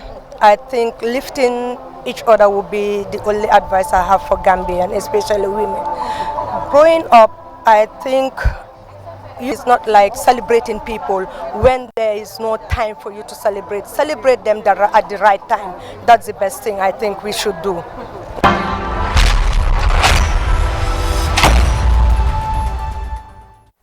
And that was the First Lady there speaking to our very own producer, Fatou Janembai. But now going forward, we have our very own Mariama Kohli, Gambia's first Hollywood award-winning actress, right here in our studios to talk to us about her big win. But before we bring in our guest, our Fatou Janembai also had a short interview with the director, but I'm not sure we could have that. But Mariama is here. Unfortunately, we have to check on that before going with that excerpt with the director, Usman Jaju. Mariama, good morning. It is great to have you here and congratulations. Good morning, Khadija. Thank you so much for having me on the AM show. Right. On the interview that you had with our very own producer, Fatou Janembai, you made mention of lack of support. When you say this, what do you mean? Well, we all know how the industry is in the Gambia. The movie industry is just growing. It's not big, it's not organized, and we have a ministry, obviously. But then, when it comes to financial support, we don't really have a lot of it, and that is why you barely see movies produced randomly. I mean, if you produce one movie today, it would take probably years before you can produce another one because you're sponsoring yourself to do it from your own pocket. So we lack funding support from the government level, from private and individuals as well.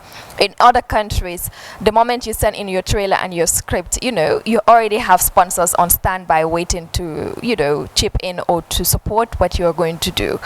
And then the other aspect of support that I would also want to highlight is the fact that it's true, people are coming out to see us screen our movies and stuff like that, but on the theater level, I think people are still not accommodating to the fact that it's okay to go out on dates and come watch a play at the theater. Most of our audience are not Gambians, when you look at it, to be honest. Maybe time to time you have a couple of Gambians who will come support us, but that's the type of support that I'm talking about. I think we need financial support. We still need more audience at our screenings and at the theater as well. Right, Mariama, talking of the theater, we all know that Ebujang Theater is the only theater in the Gambia. And obviously, like you said, it's not that big enough to accommodate every single person. So what do you think needs to be done in terms of support of this theater? Actually, the theater is also big enough to accommodate a lot of Gambians. Okay. I think we have a space about 300 people that it can accommodate. I think people find this new and they are still not coming out in their light numbers to come see us perform. Every time when we put up a play, it is after the performance, people will tell us, oh, I wish I could have come see it, because they will see the photos and obviously they will see the reaction of people talking about how great the performance was. So I think we need to make it a culture. In other countries, it's a culture where people go out on theater dates or they go out with their family to go see plays. Ebujang Theater is the only theater we have in the Gambia, and it's built by Auntie Janet Badiane Young, a woman who dedicated her life to theater and gave us the space where we all had the opportunity to train and showcase our talent. So I think people need to be coming to see what we do there, because it's amazing. It's of great quality, it's of great standards. Right. And obviously this award, it is not just a win for you, but a win for the Gambia. And we see that the First Lady was also there to grace this occasion with you. How do you feel about this? I was really honored to see her come. I mean, I was really excited as well. Out of her busy schedule, she was able to squeeze me in and come. I had dedicated one of the awards to her, and that is the U.S. Hollywood Golden Film Award. And I was so happy that she accepted that dedication and came and graced the occasion right from the beginning till the end. And we had a brief chat, and she was really impressed with the work that we do. And as a woman who is representing all women in all institutions and various fields, I was happy that she came to support what we do as performers. All right. Indeed, that was quite emotional, at the same time inspirational, to see that the First Lady was there with you to grace this occasion, knowing that you're the first Gambian to win such an award, and you being a female in the let me say, movie industry. That is actually inspirational to so many Gambians, that we need more Gambians to come into this platform and make it bigger to win such awards. But Mariam, away from that, the movie actually, Mebet, right, that made you win this award. Let's talk about it a little, just a snippet of it.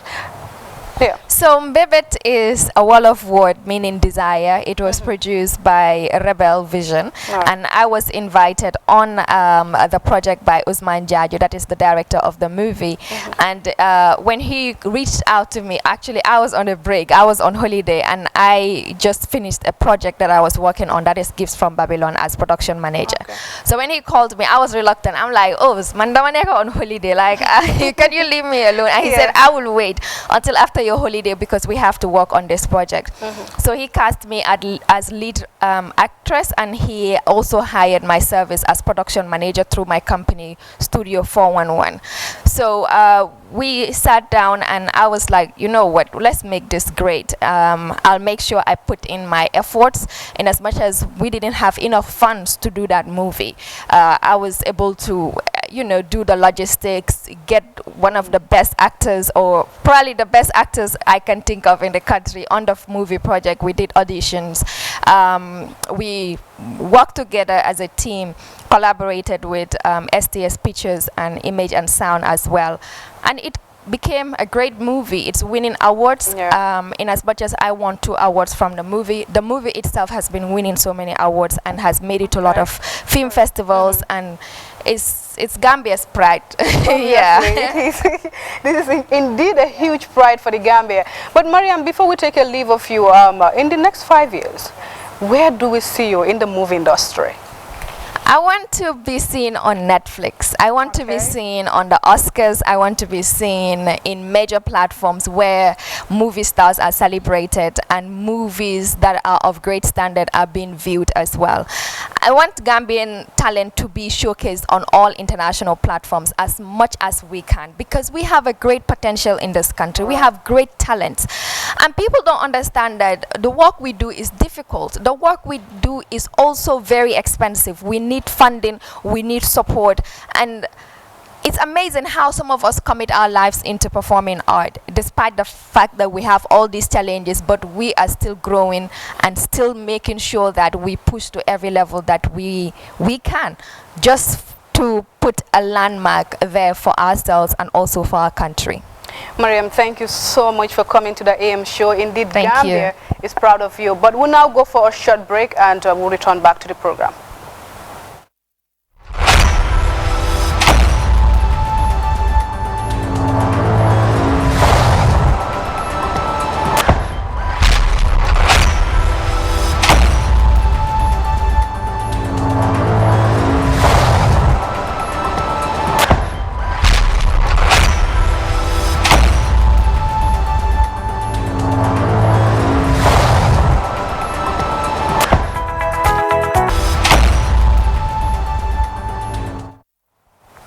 Welcome back from that break. Well, we now shift attention to the director himself, who had an interview with our producer Fatou Janembai on this honorable award that is being won by the Gambia and by Mariama Koli. Let's take a look at this, and when we return back, we have some little chat with Mariam before we take a leave of her. Firstly, Usman, of course, for being the director of Mibet, an international award-winning movie, of course, a Gambian producer and Gambian crew and all of that. How do you feel tonight? I feel very gratified to witness a moment like this. I think this moment will go down in history as one of those very important moments, you know, that actually everybody will remember in the pages of Gambia's movie and filmmaking industries. So I feel very much gratified to be part of this process today. Yeah. All right, tell us a little bit about Mibet, the main highlight actually of the movie. Mibet, I would say it highlights a story that allows us to learn lessons of the past and use them to avoid tragedies that might come in the future. And this story is highlighted or is portrayed through a young girl, you know, Njilan, who gets married off at a very young age, and of course the consequences of early marriage and all of that, you know, do come along, you know, without really giving out the whole story, but that's basically what it is. All right, now how would you describe working with Mariama Koli? I actually been working with Mariama Koli for a very long time, even before the acting part. You know, we were together at Mediamatic, Paradise FM and all that, and working on the movie in particular, where she was the production manager and also acting the main role, Mebet. I think, and she did amazingly well, to be honest, because as production manager, she ensured that we stayed on time. She ensured that we are always disciplined. You know, she ensured that all the energy, you know, when you are on set and people are excited about it, she ensured that we stayed focused, you know, and allowed and pushed us to really achieve our production goals. And on the side of acting, she was acting a very difficult role, a role that required the coverage of a wide range of emotions and all of that. And in my opinion, I think she really did great justice to that role.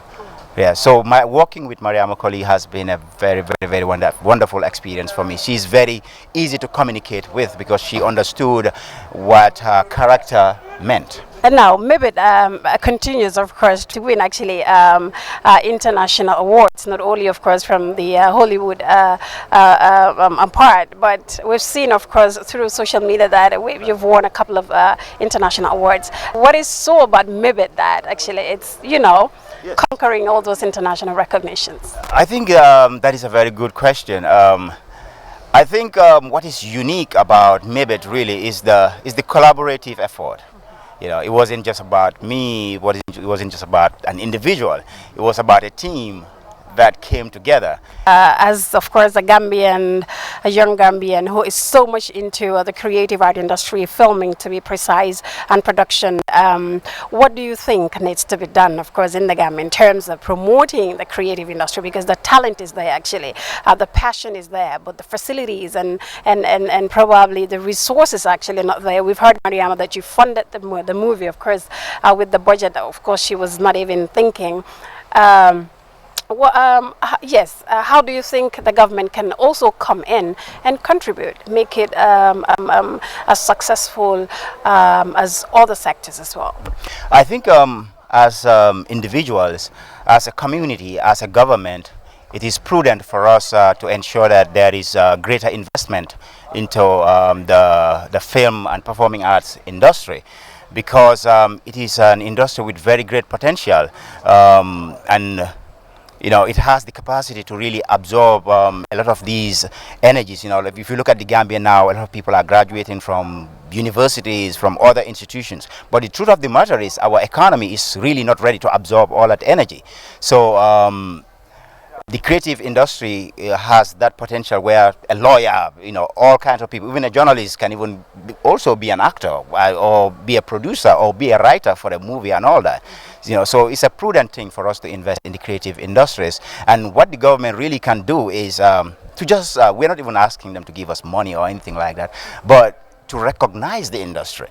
You know, like if I go out of the country, for example, I want to be in a position where I'll be able to say, look, I am being supported by institutions, by government institutions from my country. And that way I might be able to convince an investor that could come with me here and invest in the film industry and work with people in this industry. So what we are saying is we want we want recognition. We want access. You know what, just like other industries are having access, you know what. Congratulations.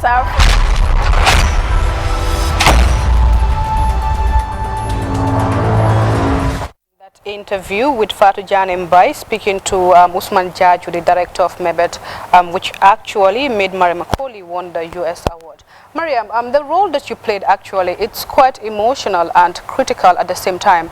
And we have seen that in our society, this is the same role, or let me say, the same role that you portrayed that has crippled so many women into showcasing their potentials in industries, especially in the movie industry.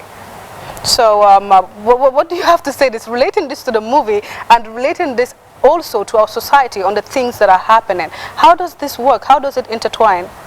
So when we screened Bibit in Gambia and in a couple of schools that we went to, so many people got emotional and they were crying. Immediately they finished watching the movie or while watching the movie.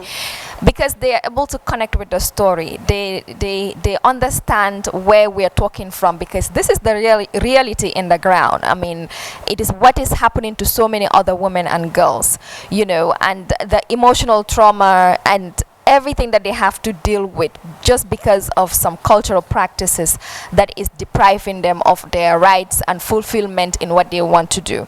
So it really connects and people are able to relate with it. And that's why the beauty of the entire movie is the fact that it is in our own language, in Wolof, and though we have subtitles, but people connect more to the culture that we portrayed in it, the storyline, and of course the language as well.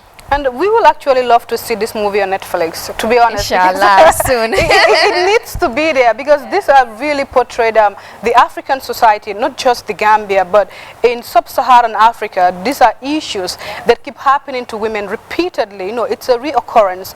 And this has stumbled so many women into just one corner of not being able to showcase their talents, you know. So that narrative actually needs to change, not just in the movies to showcase what is happening, but in our society. We need to improve on that and to show women that, yeah, whatever talent that you have, societal norms should not stop you from moving ahead with this. But Mariam, thank you so much for coming on the AM show. We really appreciate, and we wish you best of luck and more awards to you and to the Gambia. Thank you so much. I'm really honored to be here, and thank you for the interview. Yeah. Thank you. We now go for a short commercial break. When we return, the program continues. Of the AM show that comes to you every day from Mondays to Saturdays. Of course, we have the English version on Monday, Thursday, and Saturdays. And here I am today celebrating a phenomenal that is so humble. She is no other person but the international award-winning actress Mariam Macaulay. It's her day today, and here we are today at the Ebunja Theatre, the home of Janet Bajong, the only theatre in the Gambia, and we do hope, of course, with the collaboration of the government and all the partners interested in the creative arts industry, we hope to get another theatre in the Gambia, of course, for the people, the likes of Mariam Macaulay and all the people, of course, in the field.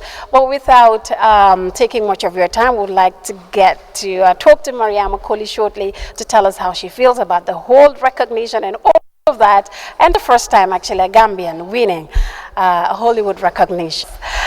Congratulations, Mariama, and this is a big win for you. This is huge actually, for the first time a Gambian winning an award from Hollywood. We do know, of course, Hollywood is, you know what I'm saying, right? So how do you feel tonight?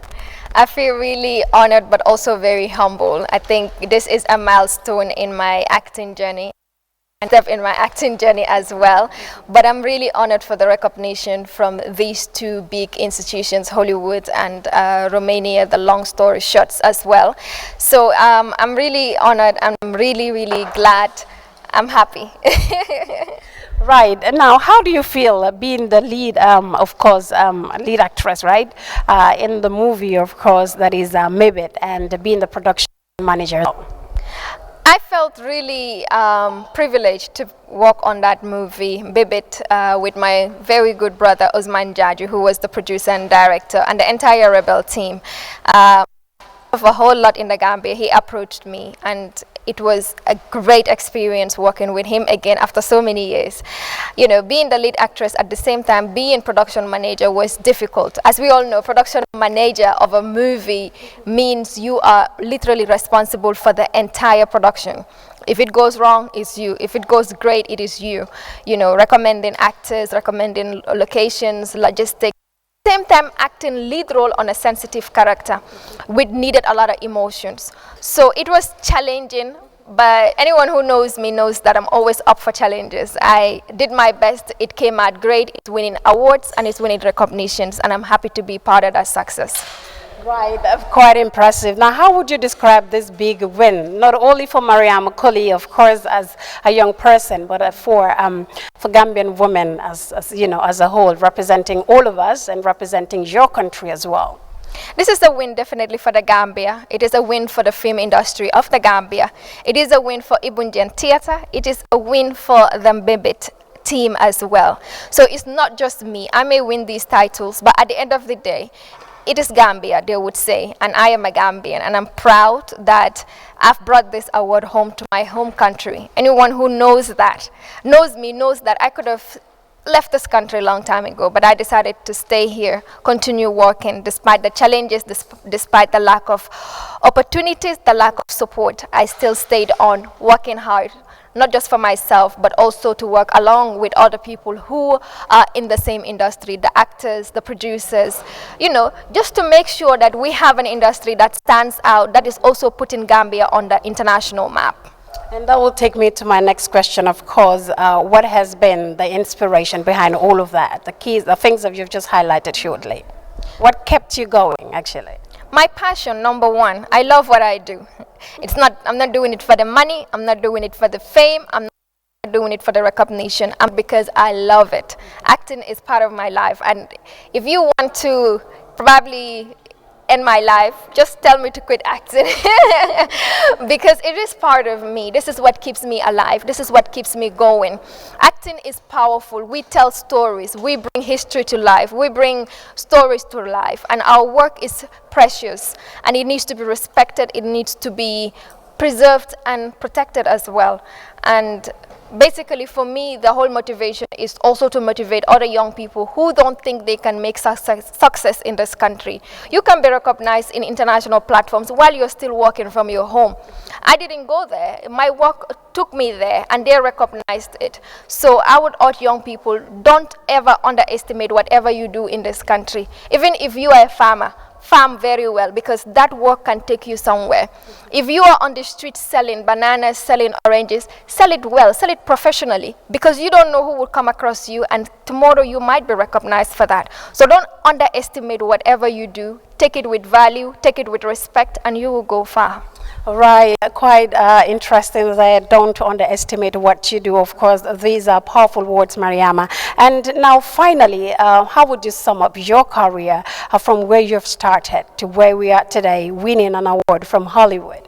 You know, one of the highest, of course, the apex of actually movie and, of course, in the creative arts industry. How would you sum up your successes so far? Because this is success, Mariama. Like it or not, you know, it is success. And, of course, we are so proud to be associated with your success. We are super excited for you. And we actually look forward what the whole future actually holds for you in the creative arts industry, especially in theater production and all of that. So how would you sum up that journey to where we are here, to where we are now? Consistency. That's the entire story behind everything. Consistency. I've been consistent from day one when I decided that I want to be an actress. From primary school, from drama competitions, winning certificates and recognition in 2004 from YMCA, you know, to Great Mina State Theatre Best Actress, to African Oscars 2013, to US Hollywood, to Romania. This is the consistency that I believe in. Whatever you do, do it with hard work and dedication, and you will go far. Basically, that's all I'll have to say, because at the end of the day, if you choose a profession, you don't have to keep getting in and out of it. That has not been me. I decided 2 things in my career, that is media and acting, and ever since I've been holding on to that. Right, well, there you have it. And there, viewer, that was Mariama Koli, the international award-winning actress of the Gambia. Of course, we are so proud of her, and I'm pretty sure the Gambia is proud of Mariama Koli. And we hope that, of course, Mariama's story will actually inspire all the young people who are, of course, in the theater or creative art industry to pursue their goals and never give up on their dreams. So until then, back to the studios to Fatih Ali Kamulushi and Khadija Bokum.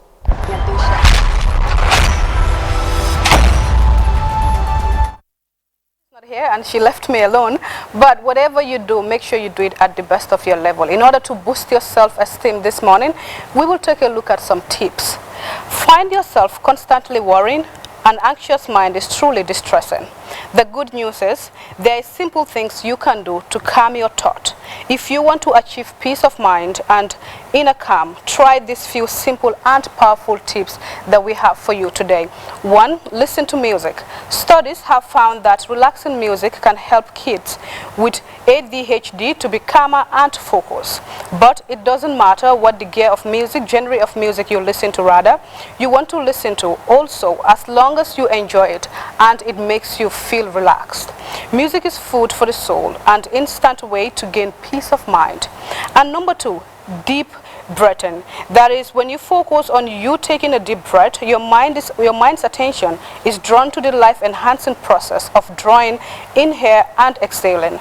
That is, take 5 long deep breaths and focus on your lungs, and diaspora, as long as you do this, you will be calm. This is a quick way and easy way to instantly feel calm. Go for a walk. That is, getting out in the fresh air can do you a world of good and promote peace of mind. Take a break and get the blood pumping, especially when the sun is shining. And 4 says, enjoy nature, which is very, very important. There is too much concentrate is never a good thing. That is, spending time in nature can actually make you feel younger and happier. Eco-friendly environments can actually help you to feel relaxed, relax your mind and have an inner peace, which is very, very, very important. And now moving on to tip number 5, which says, play with a pet, which is very important. It can be a cat, it can be a dog, it can even be a hen. You can play with any one of these as long as it makes you happy. Having a pet to play with is a great way to distress. That is, though it is a powerful sense and can ease tension and promote a peace of mind. And number 6 is saying, declutter. That is, have a regular clear out. Clutter can add to feelings of tension, and a clean, clear home allows a cleaner, more peaceful mind. Your home needs to be clean at all time in order to have a peace of mind and a place to relax. When the place is clean, obviously you have a clean peace of mind. And now 7 is saying acceptance. That is, acceptance is crucial for peace of mind. Accepting that there are few guarantees in the world and learning to tolerate uncertainty. That is a huge leap in the peace of mind stakes. Differentiate between what you can and what you cannot control. And now moving on to number 8, which is saying mindfulness.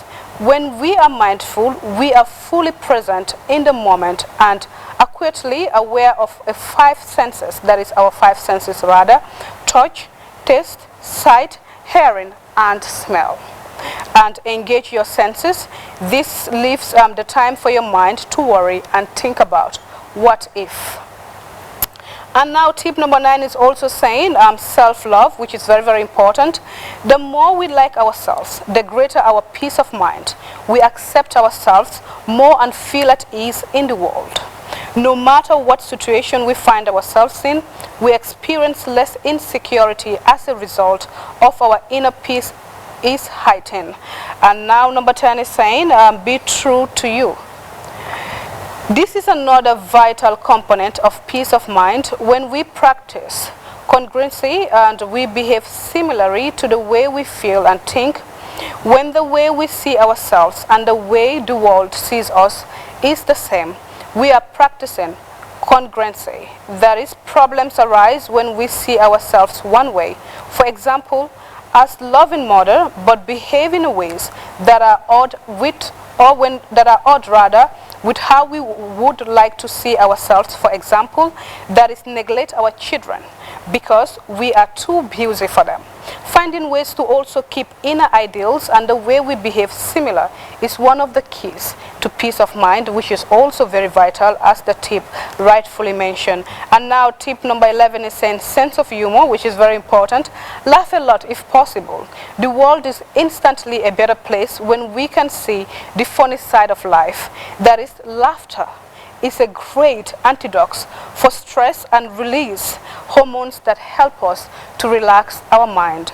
And now tip number 12 is also saying love unconditionally.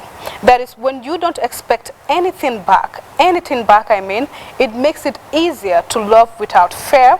When we love with conditions attached, that is, our unmet expectations can create inner turmoil and feelings of resentment, insecurities, and destroy our peace of mind, which is really not healthy for your peace of mind. If you have to love unconditionally with no attachment to it, or with no expectations, which will really help you to have a great peace of mind. But before we end the tips, now we just move to tip number 13 and 15. 13 is saying go for a regular health checkups. That is, it pays off to keep checks on your health and look after yourself. Letting ourselves go can indicate a lack of self-respect, and this in turn will affect the way we see the world and the way others interact with us. That is, be kind to yourself and make the most of what you have. And tip number 14 is saying take a stock. That is, enjoy now and then. It's a good idea to check whether you are happy with the quality of your life. Do you like your job? Your relationship? Are you on the right track? Make adjustments if necessary. Restore the inner calm, which is very, very also important. And tip number 15 finally is saying have goals. This ties with number 14. Goals keep us going in the right direction, and it gives us a sense of purpose. Make your goals smart. How to set smart goals and make lasting changes in your life, which is very, very important. Well, I hope these tips will be able or are able to boost your self-esteem to do whatever it is that motivates you to become a better person and to get out from that bed and go do something that will make changes in the world. Well, it has been myself, Fatwelika. Well, unfortunately, she had to leave to some engagement, but thank you so much for the pleasure of your time, and to our cameramen and the MCR guys, want to say a very big thank you, and our producer Fadjan Mbai and assistant producer Famara Baji. It's a bye from us, and do enjoy the rest of our programs.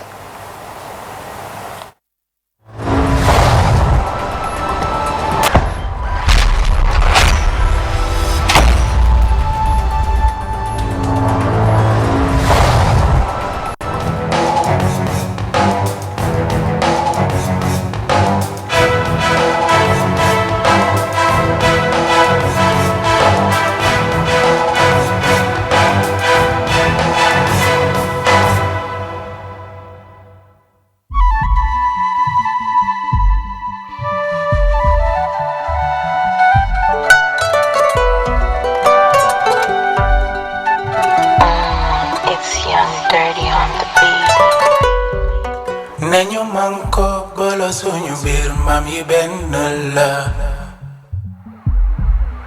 buñu réew buñu xajulo one love yeah li nga xamul mooy maa la bëgg wax naa la ko si làkk bu ne bu doon sabar maa lay tëgg raw ra cëgin tàcc li ma leer mooy dootuma sëgg ndax cofee gi day jógee fu ne ci man te day mujj ëpp kaas bu tàng toj xanaa xamul leen dañuy nuru ñaar tey kenn Sénégal bi lu yendu fii fanaa ni fee maa leen bëgg Sénégal bi Gambi nag dafa sori lool julu ma vol damay jéggi baak waaye lu mu guddi damay yegsi xanaa wax ji jeex tàkk maa ngi dem fi ma miin bàkk leen ma di ma jéem bul ma miin ba faate ma kóllëre ginnaaw lay féete maa ngi dem fi ma miin bàkk leen ma di ma jéem bul ma miin ba faate ma kóllëre ginnaaw lay féete nañu manko bolo suñu bir mam yi benn la Sénégal ak Gambia buñu réew buñu xajulo one love man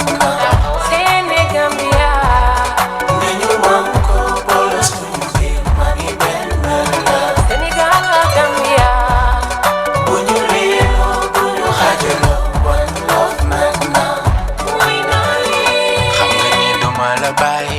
yow mi benn yoon sama paradise li ñuy dund dafa neex li nekk ci sa xel moo nekk sama xol I need you in my life and forever I'll be there Gambia réew Sénégal bu ñu kenn xar ñaar la dana ko ñu réew yaa ngi diisoo li ñu war mooy taxante loxo xam ne benn la nañu mën ko boole suñu biir maa ngi benn la Sénégal ak Gambia bu ñu réeroo bu ñu xaajaloo one love nan na Sénégambia nañu mën ko boole suñu biir maa ngi benn la Sénégal ak Gambia bu ñu réeroo bu ñu xaajaloo one love nan na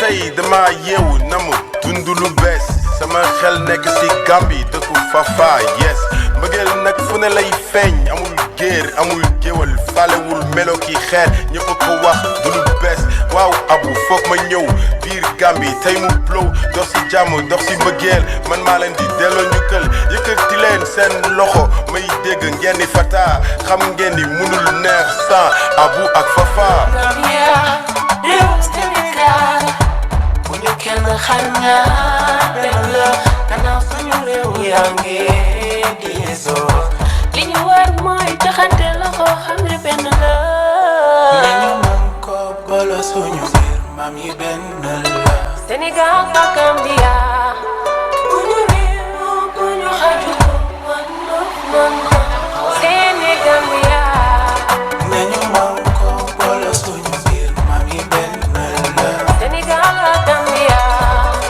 bu ñu réeroo bu ñu xaajoo one love nan na mooy daale